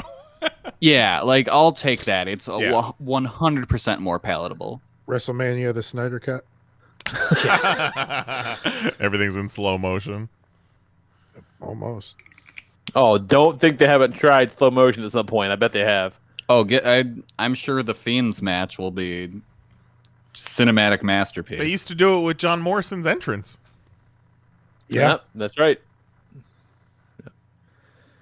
This week we're doing top 6 wrestlers, which is a pretty good idea. It's kind of crazy we haven't done that yet. Well, we did And top that's 6 up. matches last year or year before that. Maybe. But yeah, so somebody in the Discord right away was like, does it have to? Can it be fictional wrestlers? Like, fucking, of course, like, of course. Like, there's no rules. Stop Fuck outta here. asking if you can. Stop asking what the rules are. There's no fucking rules. Yeah, like In I said fact, top 6 wrestlers. Jose's gonna give me 13 in a minute. It's fine. One of us doesn't have 6. I can tell you that much. So yeah, me with anything. His top 6 so yeah. wrestlers are going to be all TikToks. Jose's just like pizza. So kick us off, Jose. What with your top 6 wrestlers? Yeah. So these 3, I'm going to go I enjoyed them when I was younger. You know what I There you mean? go. Like really into them. So number 6, I'm a Ricky the Dragon Steamboat. Because I was a big Nice. Bruce Lee fan. Yeah. So it kind of, was Martial arts. along the same lines. I was like, fuck yeah, let's do it. The dragon, fucking let's roll. So Ricky the Dragon Steamboat, loved watching him as a kid. Early WCW Sting. Oh yeah, Surfer Sting rocks. Yeah. That was fun. Best friends with Rolling. RoboCop Sting. Fuck Oh, yeah. that's right. Number 4, I'm going to go OG version of Undertaker. Nice. The gloves, the fucking Cowboy top hat, hat, yeah, the urn, like The I funeral fucking love that when that parlor, happened. Paul Bearer, yeah. Before he got that whole shtick. before he the turned fucking- into Ministry of Darkness. Yeah. And he was still all right, but like that version of Undertaker was my favorite. Number 3. I mean, you kind of it's like Rock, Stone Cold, Triple H. Yeah. You know what I mean? Because it really was tough paring it down. I hear what you're saying for sure. Because like when those guys were hitting, the crowds, it was electrifying. Like the fucking signs, the pops, like just you couldn't believe that was like that shit looked intense. Somebody had hit a move, you'd see all these arms go flying in the air, like it was a different time. They try to recreate that, but it's not the same. Yeah, with CGI birds. Number 2, I'm gonna go NWO. Really? Even after they destroyed him in WWF, huh? No, he means original specifically concept. that version. The He wants original the one with concept- Big Show and Shawn Michaels. Yeah. Get the fuck out of here with that one. The original concept and how they just came out and fucked with everybody and was just like, we're doing our own thing. Fucking loved that whole thing. And it wasn't so much like I was a Hollywood Hogan fan or going for Nash or Razor individually. I just loved the vibe. antics Yeah. and the shtick of them, what they were doing as a whole with that. I remember when they did that NWO sold out pay-per-view, and every match was like a WCW guy and an NWO guy, and none of the WCW guys had music because they just didn't bother to bring it for them. But that was fucking great. See, I wish that they don't even announce they're coming back. You do a match, they come out, they beat the fuck out of both of them and dip out. Yeah. Next match, like no belts change hands. Like they just somehow fuck up every match the whole night, and they just ruin the pay-per-view. But then like fucking, I hated that. Like 6 weeks before the pay-per-view, everyone knew NWO was back. Right, and Vince was the one bringing him back. Ugh. Vince. Fucking Goldberg comes out, throws a kick, almost fucking breaks his leg. Going down the goddamn ramp. NWO was cool, man. They were. And then fucking, goddamn Jimi Hendrix coming out to Voodoo Yeah, Child. Like yeah. that was fucking cool as shit. And just the whole turn, like that moment, just how much it like genuinely pissed off some people. It made Child Kelly cry. Just See? like the sun. It worked. God, when they were, I remember when Hulk turned, they were just pelting the ring with garbage. Yeah. Like people were losing their minds. Yeah. One of It was so great. the internship I did at the very end of film school, the jib operator on the shoot I was working on was the camera, the wide shot for that shot when they were throwing garbage at the newly formed NWO. Really? Whoa. The hard cam. Man, they That should have had rules. that motherfucker teach a class. For real. This is what we call working under pressure. Yeah. Yeah. He's like, you know how many fucking beer bottles I got hit with? You see how steady that shot was? Took a beer can right at this moment. Focus. Wasn't shaking. And then my number one, fucking, because he's the goddamn crazy son of a bitch. Fucking Macho Man. The madness. Hell yeah. Macho Man kind of made it on your list twice, just like Hall of Fame. Oh, there we go. Bam. Awful. Two-time top 6 entry, Macho Man. So I picked up that new Masters of the Universe Macho Man. They had the old one that has the purple Macho Man shirt, and they did the Macho Madness version with the NWO, the HWO, the Horde World Order version. I get that one too, just because those are fun. Yeah, who doesn't want Horror World? Horror World Order. Yeah. So getting out, whatever, putting it away, and Jax comes upstairs. She's like, "Who's that?" I go, "Oh, that's the Macho Man, Randy Savage." Like, "Who's that?" I go, "Oh, son, grab a seat." And I pull up YouTube and just start pulling some crazy ass like the one where he just like sleight of hand some cream, like the cream will always rise to the top. Yes.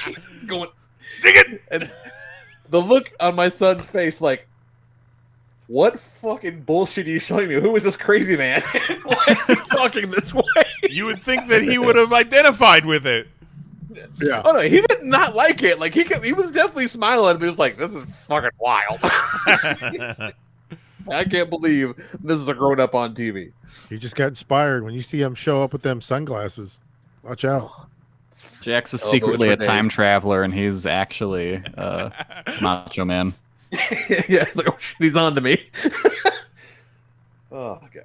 Macho Man was cool because like I watched him as a kid, and then I still watched him as an adult. A young adult, yeah.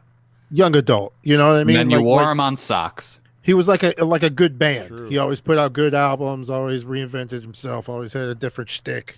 He got out when the getting was good. Oh, he got the fuck out. You know who we're talking about, right, Mahoney? Oh yeah, definitely. Bonesaw? Bonesaw's ready.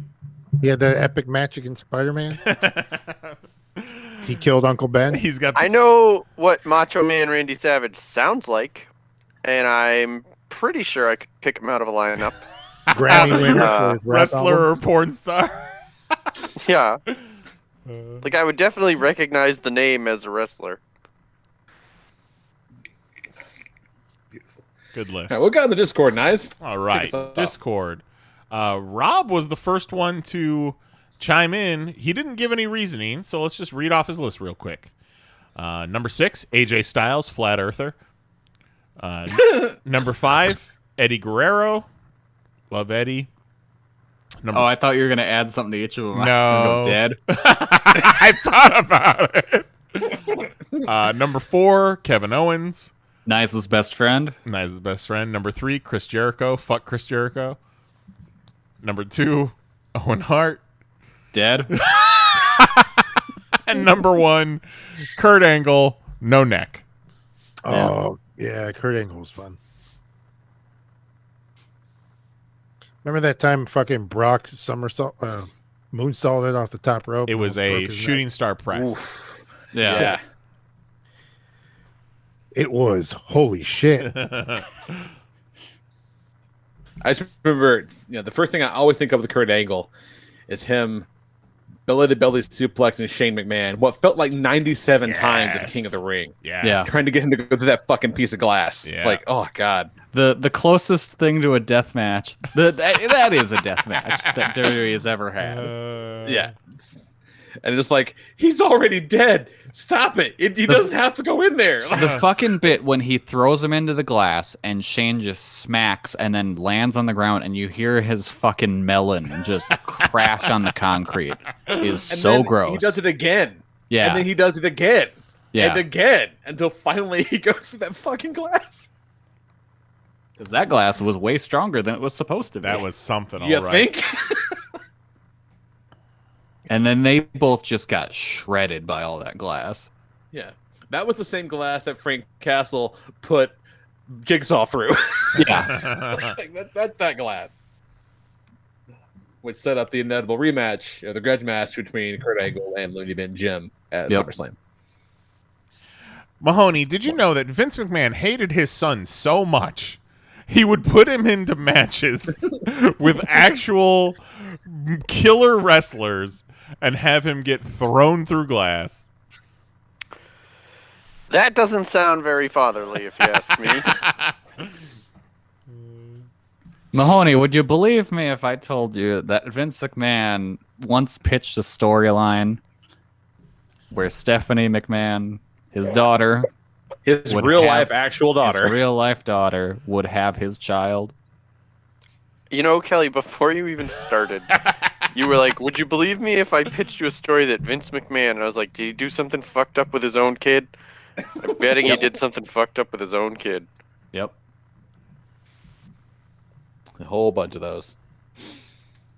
My favorite Vince story is that there was some sort of storyline that revolved around a burrito.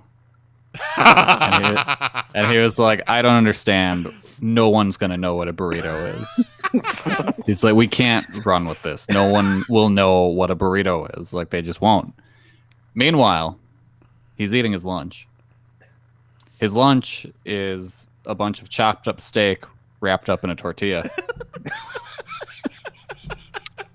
That's interesting. It's like a taco, he's got but a like fajita. in a circle. Yeah. That's weird. Like, it's all tucked in there. Yeah, it's all like wrapped up, like rolled up. Cool. And did he come up with this? It's a roll. You know, he might have. Yeah. Weird. Yeah, it's almost like a quesadilla, but like not. Yeah. Fucking weird guy. No one knows what a Weird fucking quesadilla guy. is, Mahoney. No one's gonna understand that. Not an omelet. Yeah, it's definitely not an Definitely omelet. not an omelet. All right. What you got, Kelly? I have Most two learned lists. of all of us. I got two lists. All right. One for all time and one for current. All right. 'Cause I was having a real hard time separating stuff. So for all time, my number 6 is two people. It is the Young Bucks, who I believe are the best tag team ever. And I had some of my No hair. yeah. I thought that was upwards of 3. I would have guessed 3 to 5 people in the Young Bucks. No, just the two. Wild. Yeah, those are guys that I've been following for a long time now, and It's true. they've just been being as fucking good as they've ever been for all these years. Real life, actual ass brothers doing the damn thing. Very Yep. cool. Yeah, you don't find that often. Yeah, lots of brothers in wrestling, but rarely are they actually brothers. Yeah. Yeah, I mean, the last real brothers they had was Kane and Undertaker. Yeah. Right. No. Yeah, those are the last real brothers. Yeah. You know, with their dad, Paul Bearer. Yeah. I'm supposed to believe that Jimmy and Jay Uso are real brothers? Come on. They don't look anything like each other. Okay, my number 5 is Jushin Thunder Liger, who is, for my money, one of the best wrestlers ever in terms of his career longevity and still performing at a high level when he retired. And I basically, had the pleasure of seeing him wrestle a handful of times before he retired in early last year, which I'm super happy about. Like, that's a guy where I'm like, okay, that's like a living legend. I'm really glad I got to see him. and kind of the closest thing wrestling has ever come to a Sentai. Yeah. Oh yeah, 100%. Oh, yeah, pretty much. Yeah. And then he retired, and the world went to shit. I remember reading his name for the first time and being like, Jushin? Did they misspell Justin? Jushin. Yeah, Justin Tiger. Good old My number Justin Tiger uppercut. Yep. My number 4 is Katsuyori Shibata. New Japan guy for most of his career, went away and did some other stuff, did some MMA too. He has his final match is quite possibly my favorite match of all time with, what was that, 2016? His match against Okada, where he essentially headbutted himself into oblivion and has never wrestled again. But like it's one of the greatest matches ever, and just he would just beat the shit out of people and was always just a hard hitter and always entertaining matches. And then he just got a little too dehydrated and went for a shoot headbutt and made his brain get too big. Oh, what does Lee always say? Lee, what does Lee always say? Fucking no one ever wins in a headbutt. Lee, did you watch that match I sent you? I got it in my save later. I haven't watched it yet because I feel like I need to be in a real particular headspace for it. Yeah, I'm very excited to hear your takes on that match. Yeah, I might do that after the show tonight if I got time. Good, because it's definitely there waiting for me. Because let me tell you something. There's about like 30 shoot headbutts in that match. It's a real bad idea. Yeah. It's horrible. Yeah. But on the upside, Shibata is now the head trainer of the New Japan US dojo and is doing a real good job with that. Love that bread. Yep. My number 3 is Hayabusa, who is there. You go. I believe one of the most not inspirational, influential wrestlers of the modern era, just in terms of who we see wrestling now. Like anytime you see a 450 splash or like a Phoenix Splash or a Falcon Arrow, that's Hayabusa. That's his stuff.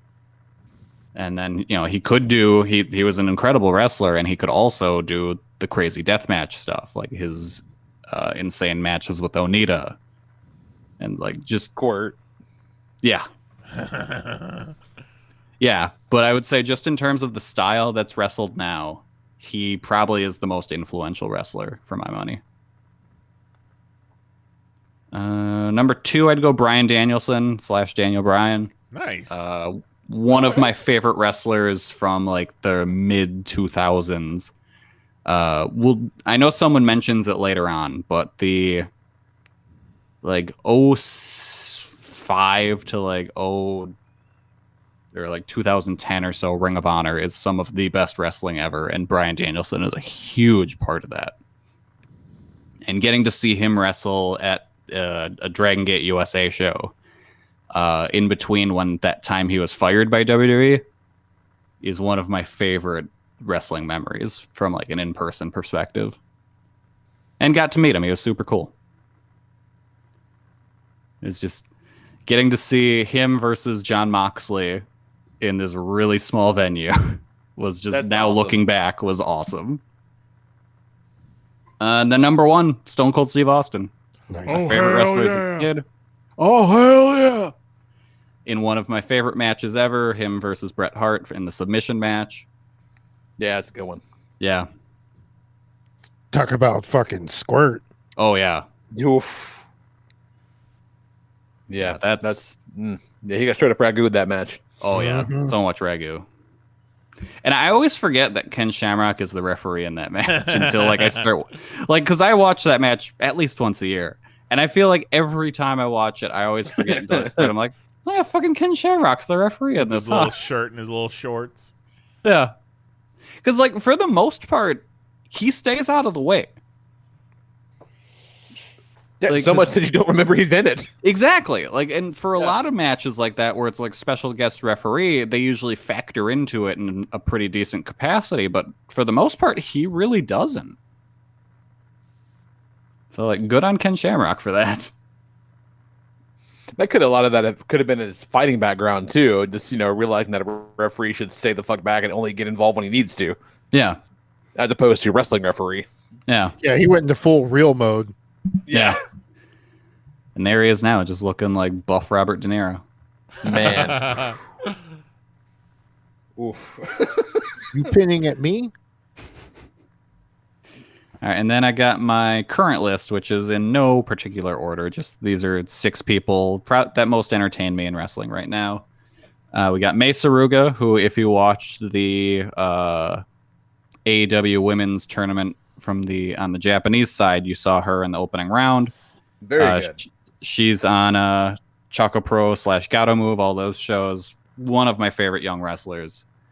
Masashi Takeda, my favorite deathmatch wrestler. He's not really doing much these days in terms of like stories and in what booking he's in, but he always has great matches. Suzu Suzuki, who I would say is the best youngest wrestler right now. She just turned 18 earlier this year, and she's fucking awesome already. Oh my. Yeah, so I would watch out for her. She's going to be huge in the world of Joshi. Like, she won the... She wrestles in Ice Ribbon, and she had a pretty good title run there, and she lost, and she's like, all right, cool. I want to be a hardcore wrestler now. And she's doing a 7-match series of hardcore matches against various deathmatch dudes. Oh my god. Yeah, because she's like, this is what I want to do now. And I'm like, all right, cool. Fuck it.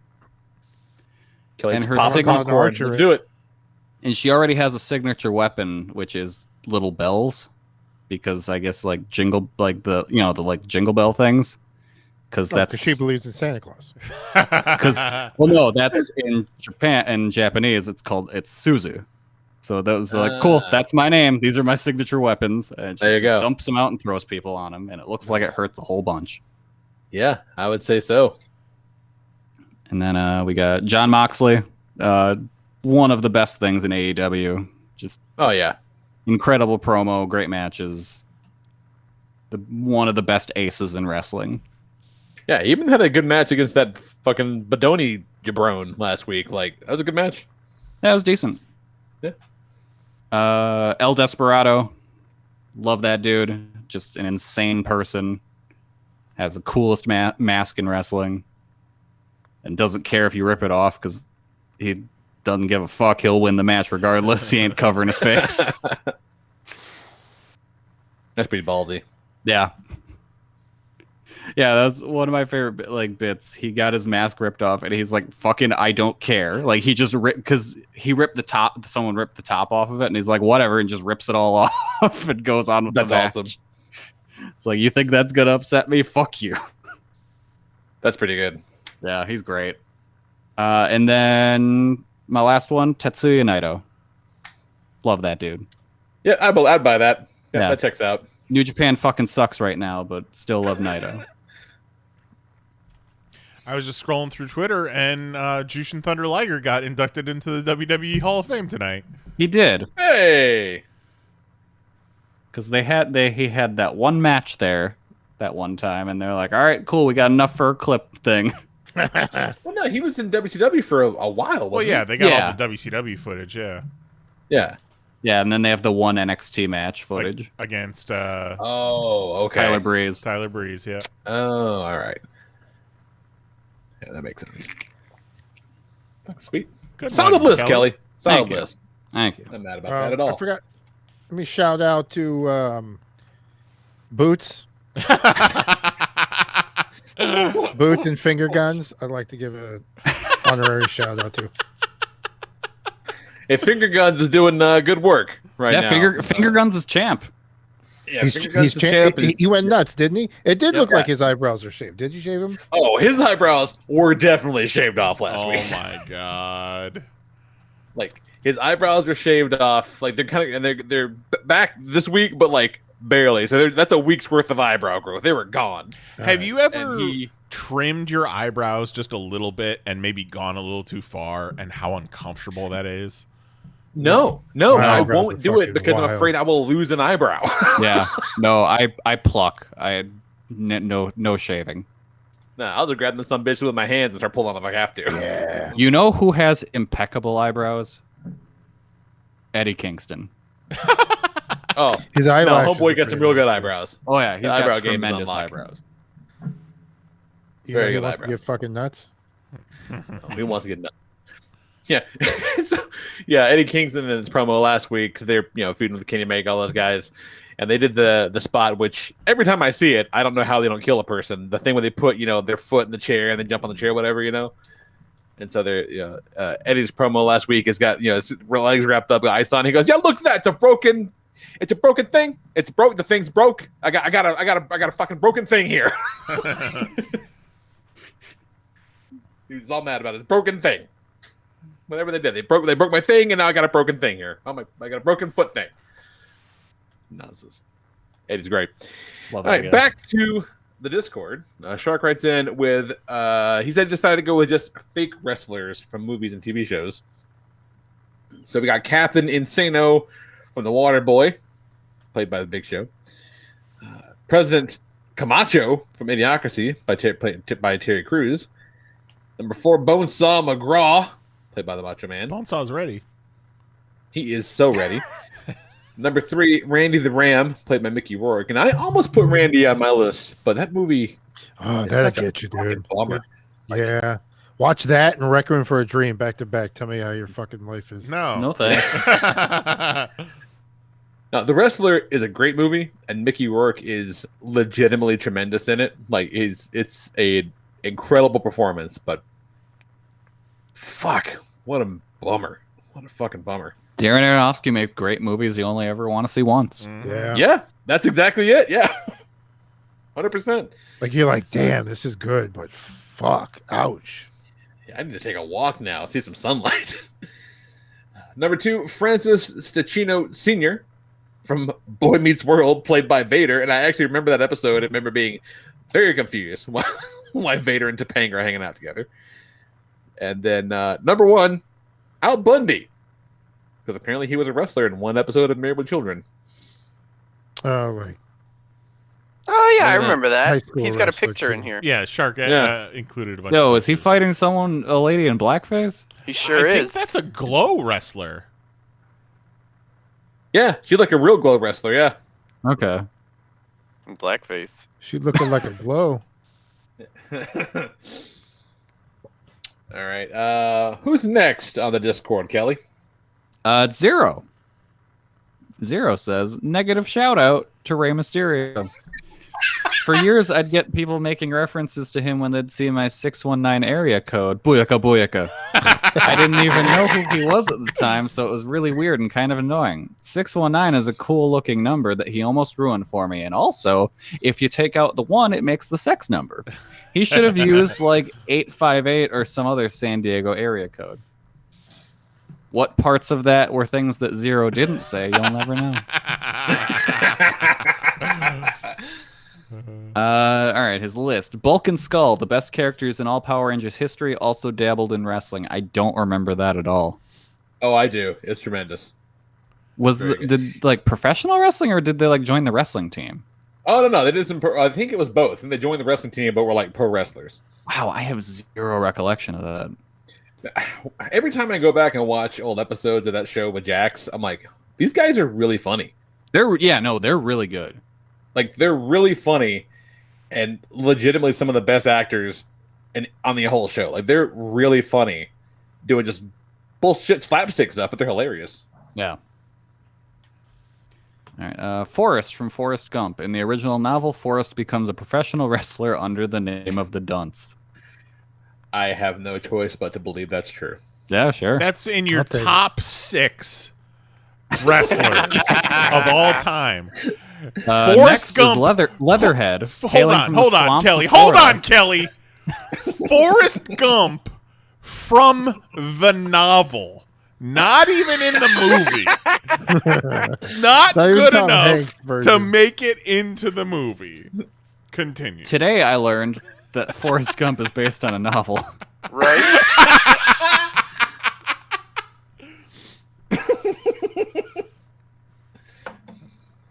Next Shark's going to say... It's a day years old when I found out. One of his favorite wrestlers... idea. He's going to say one of his favorite wrestlers is the MASH theme song.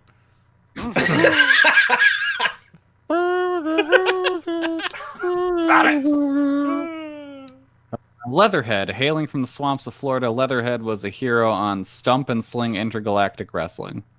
Yeah, they did have that. I'm sure was. Intergalactic Wrestling and Ninja Turtles. Yep. Pikachu Libre. It's just Pikachu, but in a luchador outfit. That counts. Mike Hagar. When the Mad Gear Gang kidnaps his daughter, this wrestler turned mayor takes it upon himself to clean up the city. Nice. Fuck And yeah. Finally, Zeke from Bob's Burgers. Zeke has a promising wrestling career ahead of him, perhaps using the Mad Pooper as his moniker. What is this list, Shark?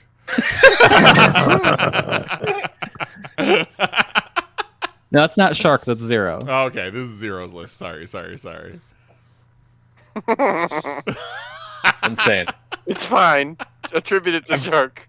I think this checks out. Just saying. All I right. like the Hagar call. So for my list, I had a really tough time. In part because it's very difficult, and in part because I started it at about 7:30 this evening. High five. Yeah, very. Very high five. No, and I did mine. But I did have the idea because I felt like there was going to be a lot more overlap than honestly what I'm hearing so far. So I tried to get a little out there in some of the picks, and so I was going to go. I went 2 fictional, 2 current, and 2 kind of like all-time greats to get to my 6. And so on the fictional side of things, Strong Bad, Strong Bad email and Homestar Runner fame, because holy shit, I would watch those damn Homestar Runner email things over and over again. They're very funny, very funny. And I'm like, holy shit, do they still make that? And I think they do still make those fucking cartoons. And then next up, the entire roster of South Park's WTF League.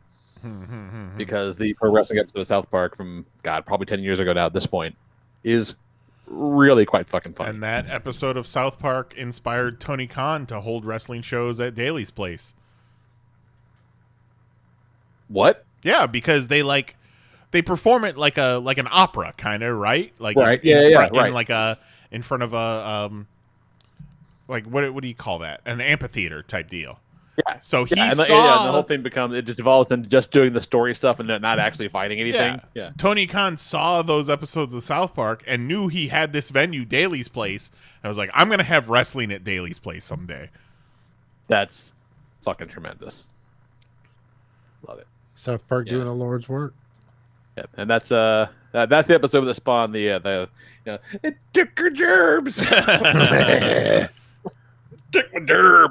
Fucking great. And then so now more modern era. I threw in the Lucha Bros as a duo because great.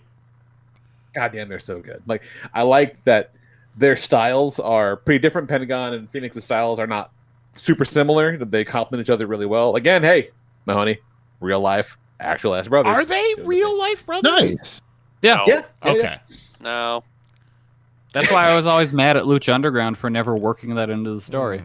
This is like when Juan convinced you that the Yellow Power Ranger died. See, but I like when they put them against each other in Lucha Underground because their chemistry is fucking great as adversaries too. Like they would have some awesome matches against one another. And that's what I mean. I always thought you could bring that into a feud. Oh, I got you. Yeah. But as a because tag I team, 100% believe that those two are more valuable singles wrestlers than they are as a tag team. Which is saying something because they're also a great tag team. Yeah. And I discovered them via Lucha Underground, and the first time I saw them as a tag team was in a Bola Blu-ray, the Battle of Los Angeles. They fought the Young Bucks, and they did this crazy ass spot where Matt and Nick were both outside, and Lucha Brothers were in the ring, and Pentagon, whips Phoenix into the ropes. He bounces off, and then scales Pentagon, so he's standing on his shoulders with 1 foot on either side of his head.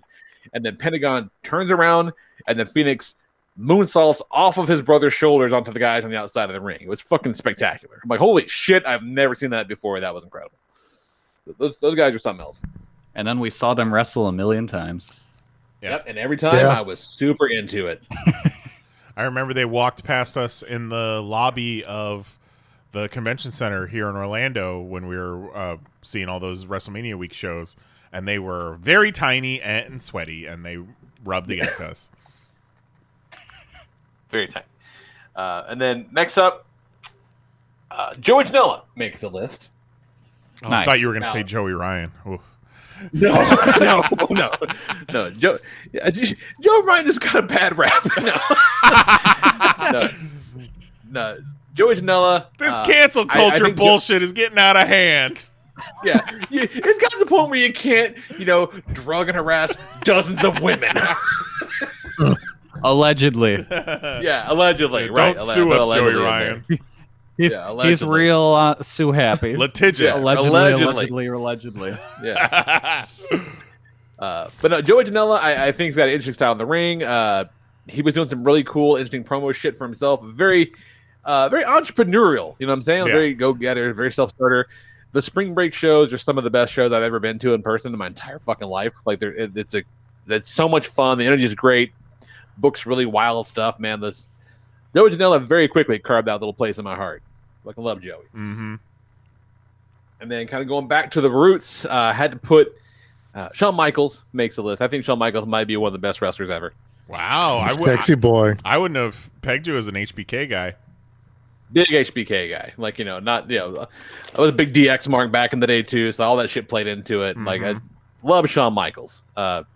The first ladder match I saw was the Razor Ramon Shawn Michaels one. I'm like, oh shit, this is nuts. And then, cut to 20 years later, they're doing, yeah, it's fine, but let's put 19 ladders in the ring and just really almost kill everybody every time we do one of these things. Yeah, and it's like, I'm fucking bored by this. yeah, that match is so quaint by today's standards. It doesn't even hold the candle. I think that match still holds up really well. Because there still is this sense of danger to it. Because it's like, oh, this isn't a thing they used to do. And they're telling a story. Yeah. I mean, current ladder matches, I'm fucking bored by them. I don't care. Yeah, you may be right about that. Because it's just, spot, as opposed to, a craft and story. I hadn't thought about that. That's a good point. But then number one, got to be, again, just because of the era that I kind of came up in, that Three Faces of Foley. As he was morphing into different gimmicks, and I'm like, hey, this guy looks like me. I feel seen. Representation matters. Like, look at this guy. Look at this dumpy son of a bitch on top of the world. Yeah, just wild shit, man. Everything from the Hell in the Cell to, again, just as far as pure character work goes, man, just being so much fun in all of his different incarnations and just being a real goof. And when they pair him up with Rock as a straight man, like, it was great. Great stuff. Fucking love Foley. So yeah, that's what I'm working with. That's my story, and I'm sticking to it. Interesting Goddammit. list. That's a good list. Thanks. I was just hydrating with some Gatorades. What's next on Discord, Nice? Vetter. I'm going with my top 6 favorite wrestlers as opposed to the greatest. Otherwise, 6 through 3 would be an entirely different list. Number 6, Orange Cassidy. You either love him or you're Jim Cornette. His gimmick should never work, yet there he is, massively over. Because he's talented and charismatic. That's why it works. And it's unique. It's a cool idea, and he's got a great look. Fucking Ryan Gosling in a Canadian tuxedo. Yeah. Number 5, I can't pick just one here, so I'm cheating and saying Ring of Honor mid-2000s.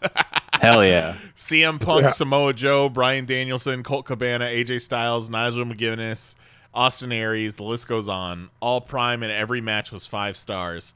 Arguably the best era of wrestling. Yeah, I almost put Attitude Era. And then he goes from mid-2000s Ring of Honor to his number 4, Goldberg. Wait. Yeah, that's a big old tone change. Real total shift here. Goldberg? I was 100% on board with the streak and his WCW run. Not technical, but simply an unstoppable force. And dang if that spear didn't look deadly. He's true. Yeah. He's telling the truth. It was a cool ride. Like, Austin was the bigger, like, mainstream star, but those Goldberg matches were something to behold. Yeah, the spectacle. Yeah, it was like a Tyson fight. Who was his? Was it Ming? Was his first match? We just come out and just like fucked him up in like 4 seconds. It was Hugh Morris. Yeah. That was it. It was one of the big guys. Yeah. The wrestler's name is Humorous. It's Hugh Morris. Humorous. Wait. So Mahoney, he'll be inducted into the Hall of Fame as Hugh Morris, but also as his other character, Hugh G. Rection. Yeah. Ridiculous. That was a real thing. See, his singlet had like the comedy masks on it. Yeah. And he'd fucking do this big moonsault and he'd pin people and he'd start laughing and go, "That's not funny!" when he pinned people. It was Hugh Morris. His finishing move was a moonsault called No Laughing Matter. Yeah, that was it. Yeah, No Laughing Matter. Yep. Hugh G. Rection was a legit thing too. He got like a military gimmick, and he was General Hugh G. Rection. I thought you were kidding. No. You remember Major Guns? Misfits in Action. Yeah. Oh shit! GI, you're right. GI Bro. Yeah. Going back to Goldberg though, man, like. And then he inevitably was fired from WWE for a bullying scandal. Right. At the Performance Center. Yeah, he was bullying. You can only have a man put a donut in his ass and have another man eat it so many times before you get fired. What is the world coming to? I know. And then Vedder continues. Number 3, Ultimate Warrior. He looked like he just came off a page of a comic book, superpowers and all. He looked like he just came. Yeah. Jose, are you eating a donut out of a man's asshole?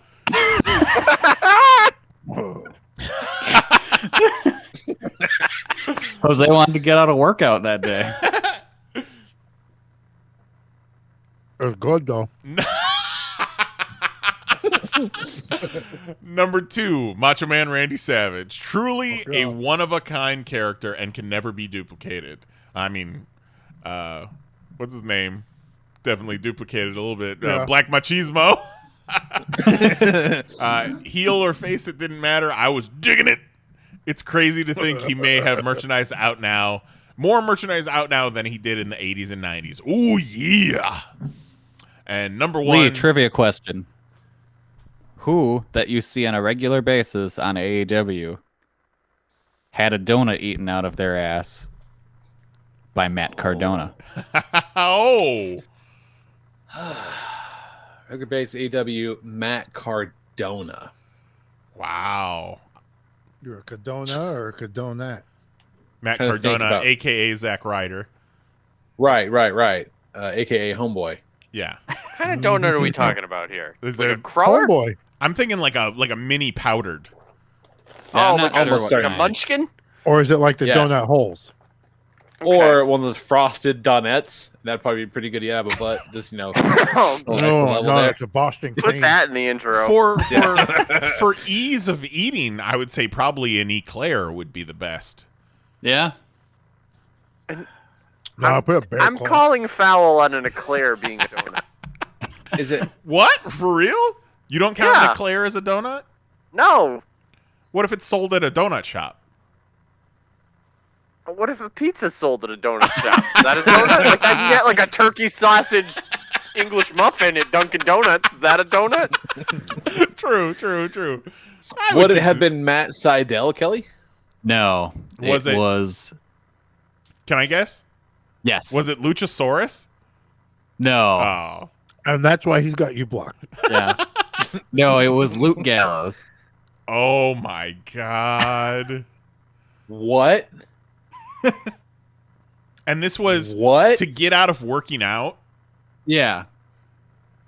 So he didn't want to work out, so he ate a donut out of someone's ass? Yeah. Wow. Okay. Luke Gallows is about 6'7" and weighs probably 290 pounds, Mahoney. Yeah. He's not the kind of man you want to eat a donut out of his butt. No. And currently did a bit on being the elite this Implies week. that there is a man that I want to eat a donut out of his butt. Don't tell me you wouldn't eat a donut out of I don't want to Moses' eat a donut out of anybody's butt. Okay. You don't want Man, to. woman. Would you Anybody. eat a donut Okay, out of Mahoney. Chris Evans' butt, but he shits in jars? No, I'm not eating a donut out of a butt. Well, Definitely a deal breaker. better finishes. Oh, your wife be like, I'm telling her I'm so sorry. Yeah. Yeah. Sorry you won't eat a donut out of your ass. Number 1. You know what? I also don't want anybody to eat a donut out of my ass. I don't want a donut in my ass. Like, I will say Come unequivocally, on. if Nicole was like, eat this donut out of my butt, I'd be like, all right. Yep. Wouldn't even think about it. I'd be like, yeah, sure. Why not? well, all right, husband of the year. Yeah. Fucking know it. Number 1, Kurt Angle. Oh, right. Speaking of both, Right, we're doing a show. Right? Speaking of butt donuts, The most complete and greatest wrestler of all time. The greatest in the ring, great on the mic, believable. He could work with any style of wrestler, whether it's technical, high flyer, a street fight, or even some comedy. He has never had a bad match. And who could forget his retirement match against Baron Corbin?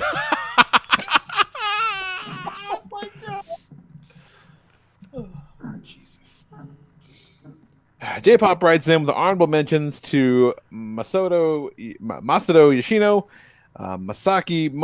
Are you fucking with me? Masaki Mochizuki. Yeah, I am not ready for this. Kurt You are Angle, way too high for this. Brian Danielson / Daniel Bryan, Manami Toyota, and Akira Hokuto. Did you say Toyota? Yeah. Sure. Yeah. Which I think one of those was CB Cebulska's alias. No, Akira Hokuto is the woman who I listed in my top couples with Kensuke Sasaki. Well, I don't think you guys ever you read. saying a name and him having to read it are two separate things, Kelly. And normally I'm really good at this. Yeah. So. Yeah, weird. All right. With the dishonorable What's mentions going to on? Shawn Michaels, he knows what he did. He fucked Sonny. Proper list number 6, Shingo Takagi. Number 5, Eddie Guerrero. Number 4, Bret Hart. Number 3, making his first appearance on the list tonight, Ric Flair. He almost made mine. Number 2, Hiroshi Tanahashi. And number 1, Kenta Kobashi. Tanahashi almost made my list too. I'm really surprised he didn't, honestly. I'm surprised Yeah, Kota Ibushi didn't make any of your lists. I like Ibushi. He's not one of my favorites though.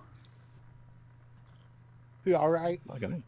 Yeah, no, I mean he's really good. I like him a lot, but What not you got, a top, Nice? top favorite. All right.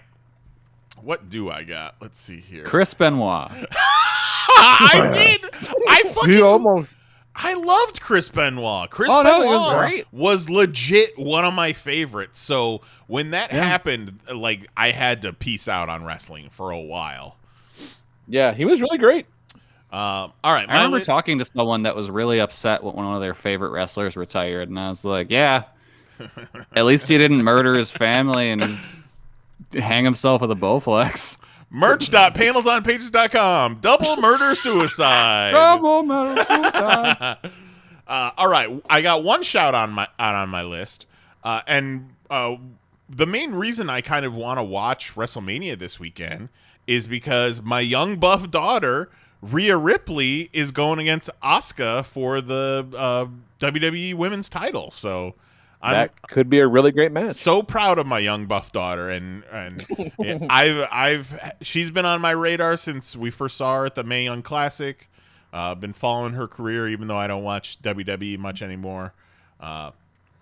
She's great, but too early in her career to make my main list. So my number 6, I want to give the women some love at number 6.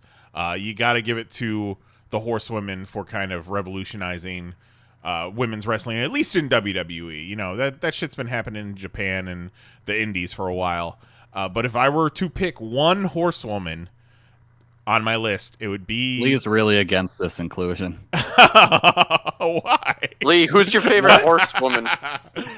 I get it now. Oh, I'm like, why would I? I'm like, oh, there it is. I love Sasha Banks. I think she's got a great character. She's got a great moveset, good look. You know, that fucking Banks statement, the backcracker into the crossface is just amazing. Big fan. And her body is so unique. You know what I mean? Like, yeah, every once in a while I remember she's a thing, and I'm like, yeah, she's got a wild shape to her. Yeah. Bless her heart. And Snoop Dogg's cousin. Yep.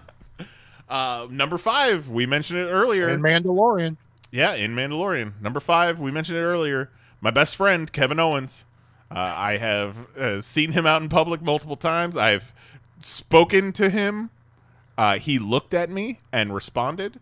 And I remember... He is such a nice guy. He is so nice. I unfollowed almost everyone in wrestling when that whole Chris Jericho bullshit went down. But I still follow Kevin Owens and my young buff daughter because Kevin Owens seems like a real good dude. But when Kelly first exposed me to him, it was either his indie days or his Ring of Honor days where he was just a mean shit talker and just out there in his basketball shorts and cut off t-shirt. And I was like, if I was a wrestler, I would be this guy. I fucking love that dude. When he debuted in WWE, I was a huge fan of that. In NXT, actually. That era of NXT was so good. Can't beat it. Cannot beat it. His debut show, he has his first match, and then fucking his best buddy wins the title at the end of the night, and then he turns on him. Amazing. Yep. There's a universe where Kevin Owens died in that match. Because remember when he fucked up his nose? Yeah. What was it? There is a version of that event where Juice Robinson did the palm strike and just shoved his nose through his right brain. into his brain. Jesus Christ. Yeah. There is a Kevin Owens-less universe where that happened. My number 4, I want to shout out Joey Janela. Not necessarily because of his wrestling ability, but because of his promoter skills. Him and this next guy, who I have side by side at number 4, kind of reinvigorated my love in wrestling. Thank you to Kelly for getting us all back into it and getting us out to these live shows. So I got Joey Janela on there, but then I think my legit number 4 would have to be Cody. I always liked Cody in WWE. He was never my favorite, but I always followed him. I liked his matches. And then when he split off and he started doing his own thing, that really responded well to me.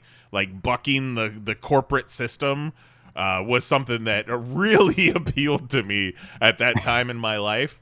And, I don't know of any other wrestler that has made me cry in multiple matches. That all-in match against... what's his nuts where he won the NWA title? I just had tears. Yeah, seeing him win that title in person was very emotional. That whole all-in thing and that turned into AEW, mad respect. Put in the work, Cody says. My number 3, got to put a tag team on there, and my favorite tag team of all time, fucking Dudley Boys, man. There you go. Bully Ray is a piece of shit. But those guys as a tag team and the Dudley Death Drop, that can't be beat. Tell me you have not tried giving a 3D to a kid in a pool before. Can love the Dudley Boys. Number 2, I got a shout out and then another ECW guy. ECW was something else, you guys. I was looking for some ECW stuff to put in my list, but then I remember the last time I actually watched ECW, it was Goat and I were watching it on Netflix or something, and we were just like, this is just out of shape dudes hitting each other with trash. I mean, that was part of it. That wasn't all of it. Because Rhino... that day was all we saw. Rhino was a thick boy, but he wasn't... I wouldn't call him out of shape. And he's a fucking animal. We talked about Goldberg before, but when Rhino would hit that gore, or when he would pile drive someone off the apron through a table, love Jesus Rhino. Christ. But then my actual number 2, another ECW guy, eventually went to WWE, and oh boy, WWE gonna WWE, but Taz, man. Taz. Yeah. Just this little fucking mean ass spark plug. Just dad cursing up a storm, yeah. My dad with a mohawk. Yeah. You guys know who I'm so excited about? Who? Hook. I mean, Taz's son, Hook. Oh, that's Taz's son, huh? Yeah, he's gonna be something, I think. Yeah. I don't Someone know. described him on Twitter in the best way possible. He looks like Peter Parker if Aunt May died too. And it's fucking spot on.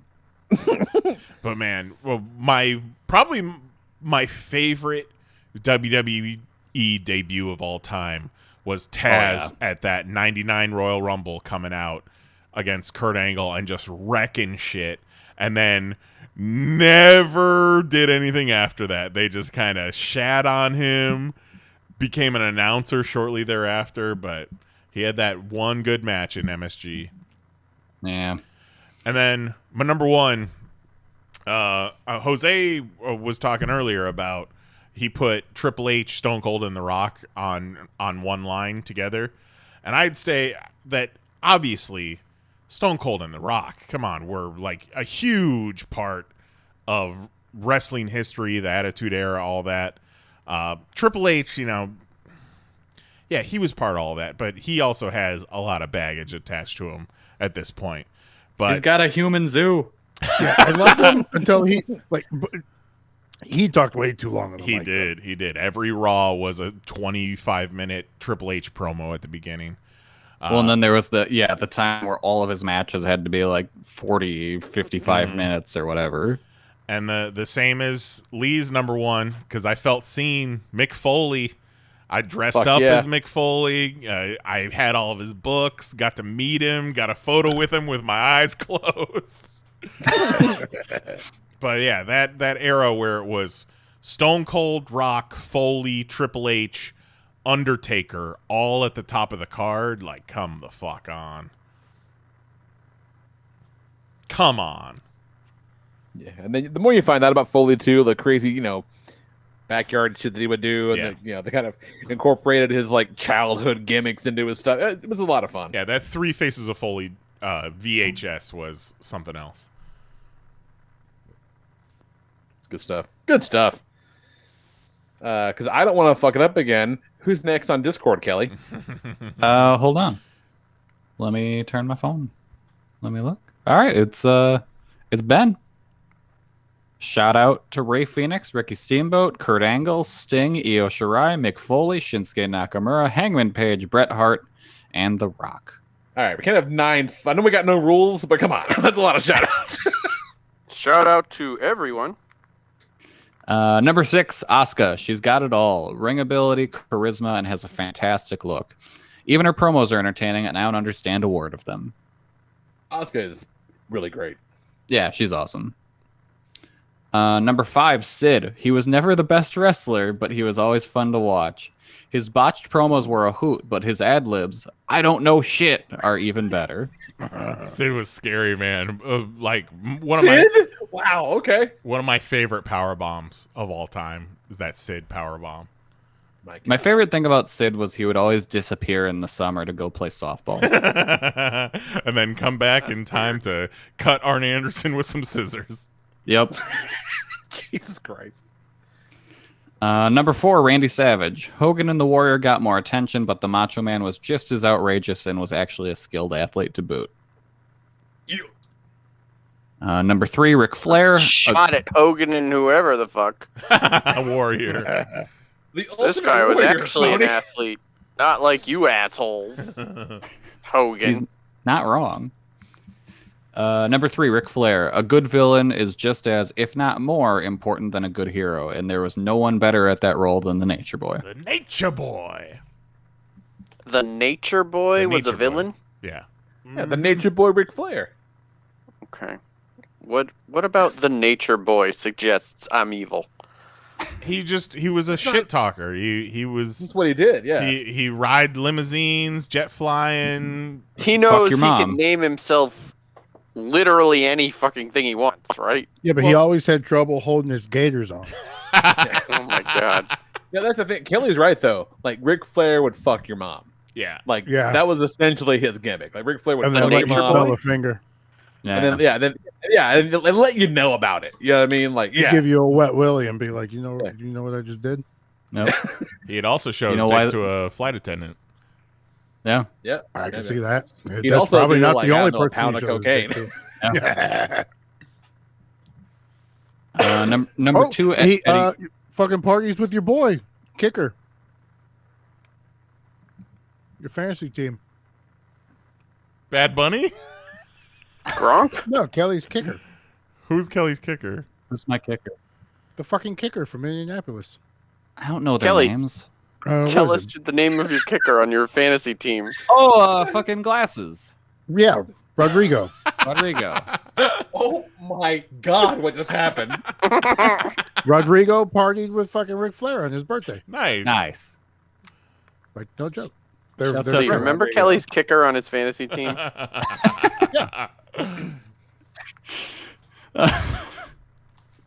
Number two, Eddie Guerrero. He held an audience in the palm of his hand every time he stepped into the ring. Imagine what he could have accomplished if he hadn't died so young. Imagine what he could have accomplished if he wasn't holding all that shit in his hands.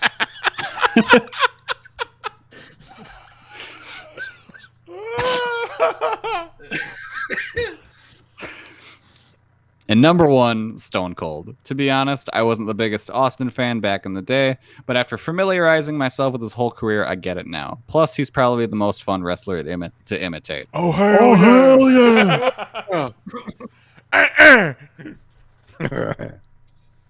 One of my other favorite Mania weekend bits was the running gag of just what Stone Cold's prank show would be like, and the pranks got more and more severe and dark. I almost used the Melvin story as the Popcast Classic again for this week. Feel good. Who's next, Nice? All right, we got my wife. There it is. She says, I'm not going to name any real wrestlers because it feels like they always end up being terrible people. She is correct. There are a few wrestlers I left off of my list because fuck them. But shout out to Kairi Sane for seeming to be a great person and a super talented wrestler. The prettiest person I've ever seen in an airport. Aww. If it wasn't for Billy Madison, my whole list would be Glow characters because the show was amazing and I wish it got more than 3 seasons. So number 6, the revolting blob from Billy Madison. I didn't know anything about pro wrestling the first dozen times watched this movie, but the pro wrestler turned principal sticks with me. Number 5, Machu Picchu, Glow. Number 4, Sheila the She-Wolf, Glow. Number 3, the Welfare Queen, Glow. Number 2, Liberty Bell, Glow. And number 1, Zoya the Destroyer, Glow. Liberty Bell. Welfare Queen is played by Awesome Kong, right? Yep. Yeah. That was a good show. Liberty Bell with them torpedoes on her chest. Straight up torpedoes. Holding them commandments high. All right, Mahoney, what's your list? Okay. I got 15 shout-outs. I'm going to do them in alphabetical order. So at number 6, I have nobody. Same for 5, 4, 3, and then coming into 2, we have Frank from Always Sunny as the garbage man. And at number 1, AC Slater. What? No Kookanuba? No Billy Michael Bob J. Bob? Fox? Michael J. Fox would have been a good one. No Maki Ito? What is Maki Ito? No Judge Ito? I thought for sure Kookanuba was going to be on there. Actually, I thought for sure his list was going to be all of King Arthur's court characters. I tried to convince Kelly that we were doing top 6 episodes of King Arthur and the Knights of Justice. But he's too little. He didn't know what that was. Yeah, I have no idea what that is. And I just thought of that god-awful Super Nintendo game they made of that show. It was real. The Super Nintendo game of King Arthur and the Knights of Justice is one of those things that kids today can't appreciate because back in the day when we were youths, you know, Friday night came and you're gonna go and you're gonna rent yourself a video game and that's your weekend. Fuck yeah. And if you pick one like King Arthur and the Knights of Justice, you fucked your whole weekend. Yeah. It was a real bad time that game. So disappointing when you rented a game and it sucked. And you had to like pretend that it your didn't. whole weekend. Yeah. Awful. Awful. Mahoney, I'm surprised that Cody wasn't on your list. Cody's never going to be on my list of anything. What about Cody or Walter? Dustin? Walter? Dustin Walter. Mahoney, that would have been a perfect bit for Mahoney. Just first names of men. Richard. Number 3, Doyle. Yeah. Number 4, James. I liked it. There was a time in Evolve where Chuck Taylor went by Dustin in all caps.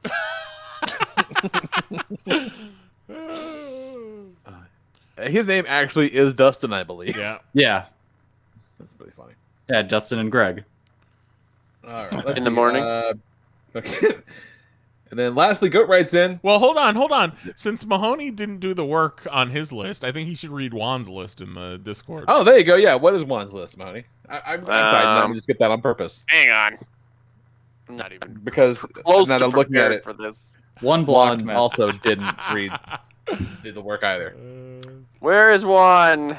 Let's see. Here's a bunch of pictures from Shark, J-Pop, Vetter, Ben, Mary, Juan. There's only one.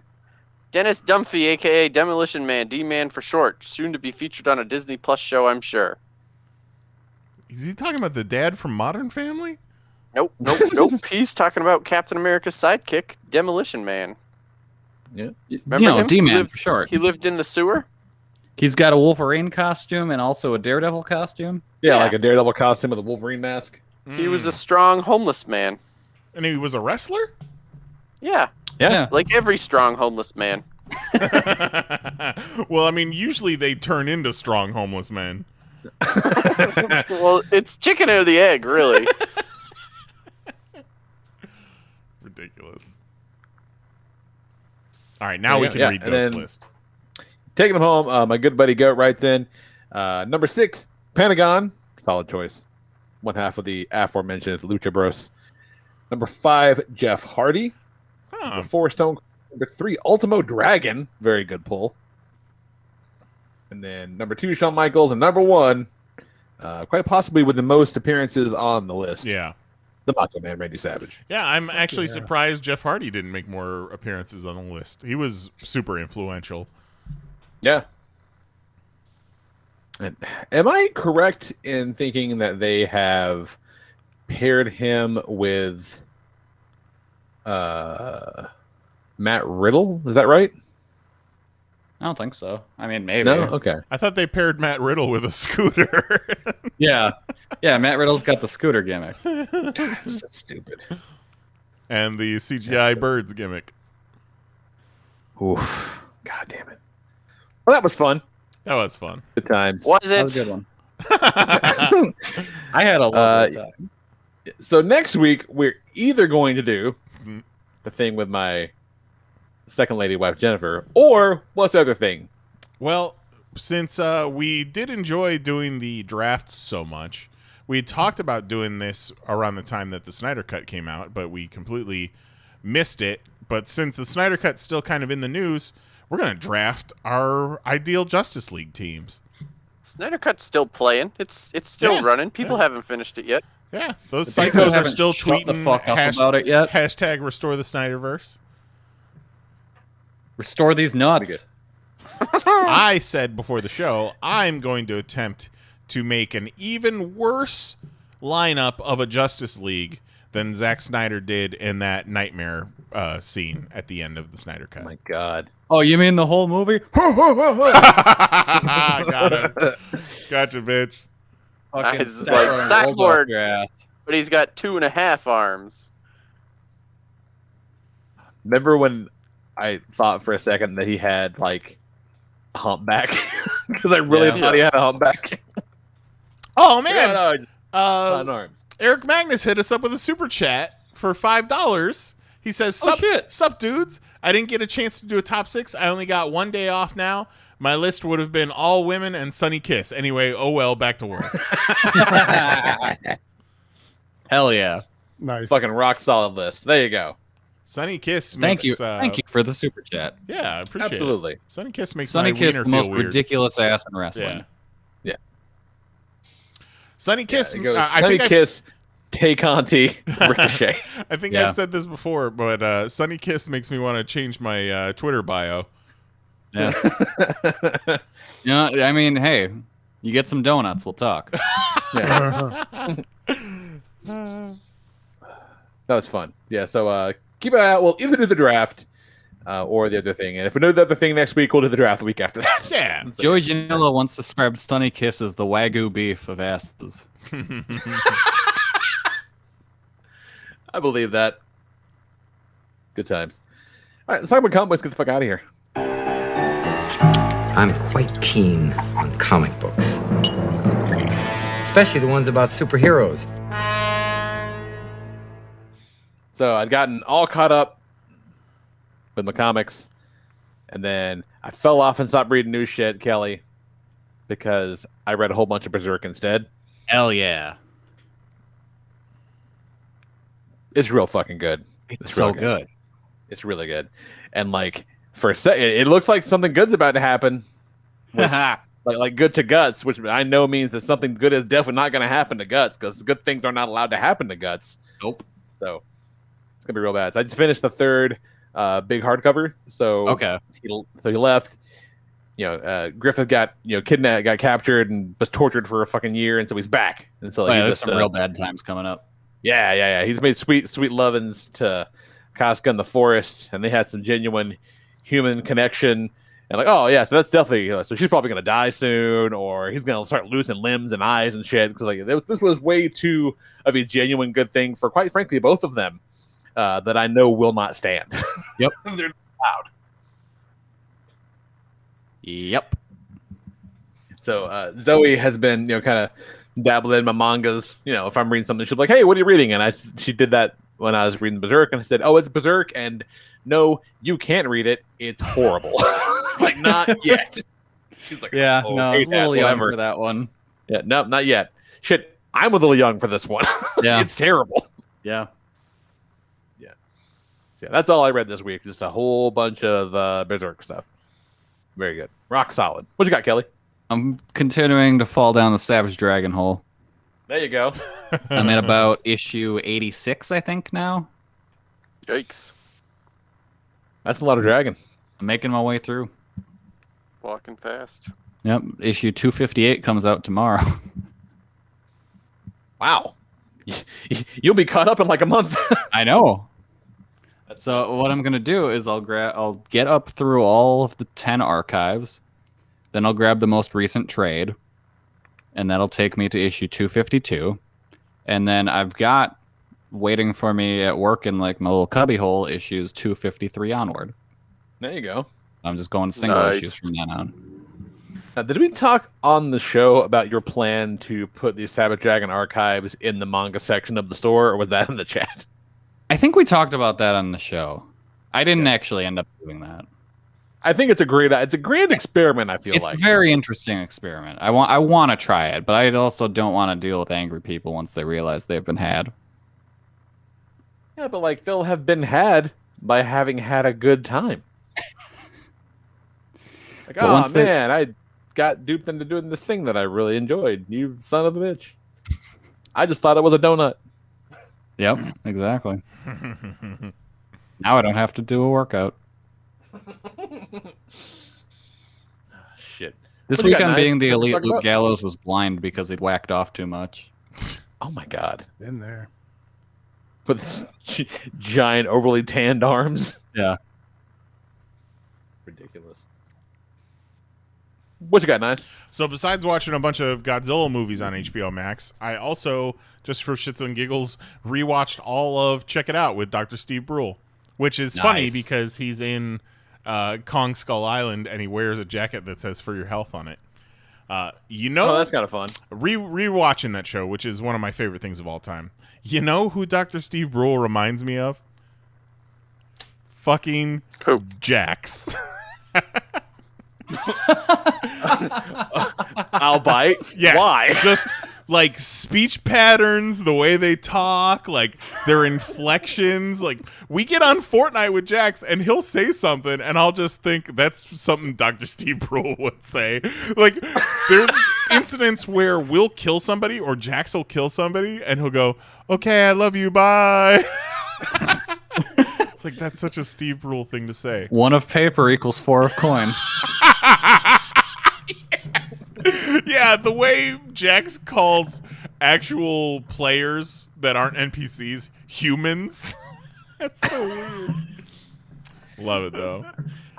And then the other thing we just finished on HBO Max tonight is the 6-episode documentary series called Q Into the Storm, documenting the whole QAnon conspiracy and all that really? shit. Yes.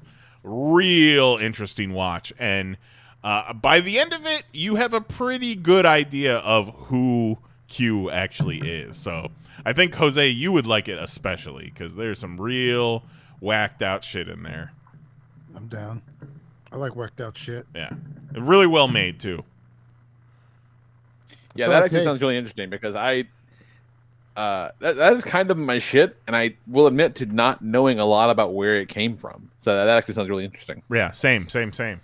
Like, all of a sudden, there's, people in the House of Representatives that believe in QAnon, and it's like, what the fuck? Yeah, because it all starts with, hey, we don't want to, they're selling kids. You're like, well, I don't want that to happen. That's not good. Well, actually, no, that's not where it started. Like, that is much later in the QAnon really? thing. Yes. Interesting. Yeah, I gotta watch that. That's what's it called? Q Into the Storm. All right. I'm gonna add that to my list right now. I am very much enjoying the QAnon people who, as Lee pointed out, are very concerned about child trafficking, people taking advantage of children, people in inappropriate relationships with minors, and then dumb asshole Matt Gaetz over there who gets busted taking 17-year-olds on trips to have sex with, and the QAnon people are like, I mean, we don't know all the facts. Yeah, it's like, 17, like, that's basically 18. Like, that's not like but what a if child. she was a sexy 17? Right. Like, Yeah, then it's like, okay. it's like the song. It's fine. Yeah, they're designed to be their most sexiest at that time because come on. Like, you have an entire group of people who are like, this is our thing. This is what we're against. And then that thing happens, and they're like, we should probably hold off our judgment, though. Like, okay.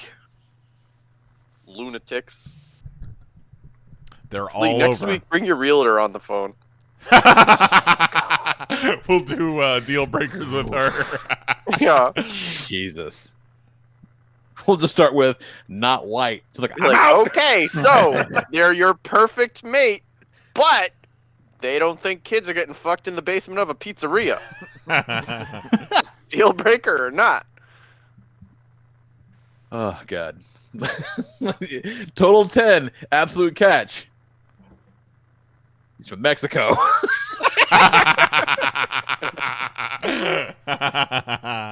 Hard pass. All right. Fair enough. Woo. Nuts. What you got, Jose? Me and the lady watched Bliss. Selma Hayek, Owen Wilson. They banging? Is that a new one or? I think it was like a direct to Netflix, one of those Netflix movies. Okay. Without trying to give too much away. Oh, please don't. Some shit happens with Owen Wilson meets Selma Hayek, who may or may not be a homeless chick, but she slips him these crystals to show him what the real world is. Oh wow, I'm doing addiction and shit. So, I mean, kinda. It's a trippy wild ride, but at the end, I was like, "What the fuck?" So when it's one of those movies when it's over, I had to look into it a little bit more to see what the fuck was going on. Yeah, you're right. Santa Claus wouldn't be a real problem for Jose.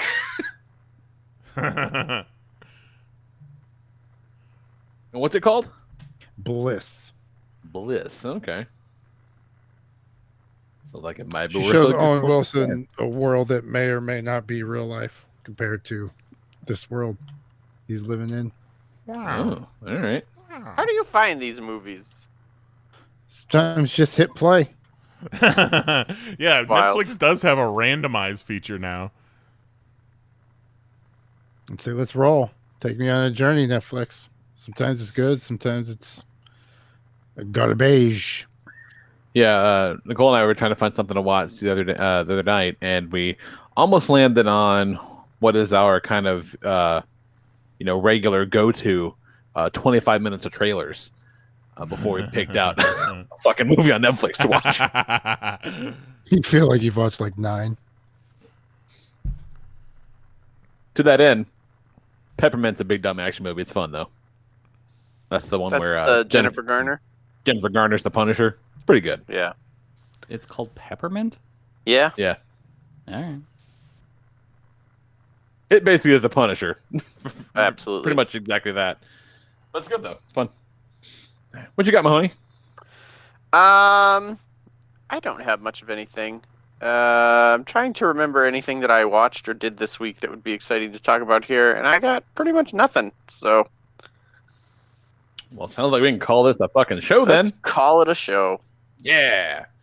So join us back here next week at 10 p.m. Eastern, 9 p.m. Central at youtube.com/PanelsOnPages, where we will either do a draft or make one of my very good friends very uncomfortable live on the internet. It's going to be a lot of fun.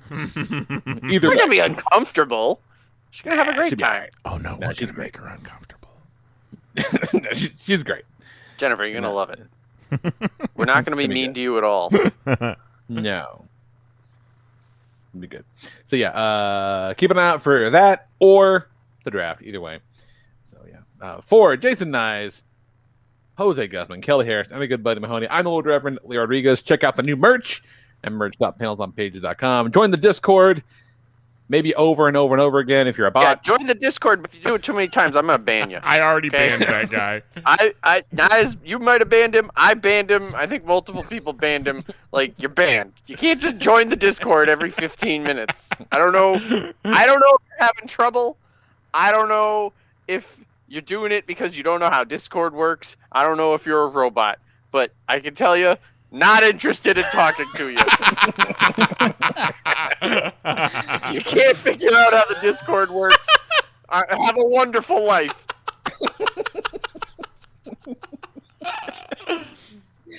Agreed. Co-signed. Fucking tremendous. Fucking love it. We gave you 5 tries. Still think he was a fucking cop. And then we did get a new person, Dirty Dan.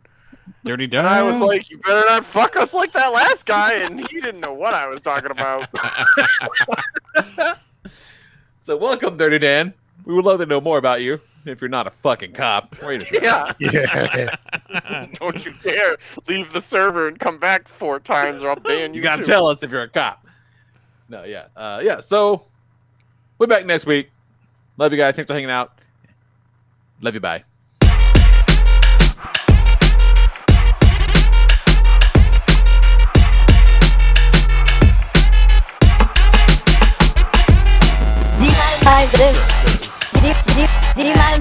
You fucking Google ass bitch.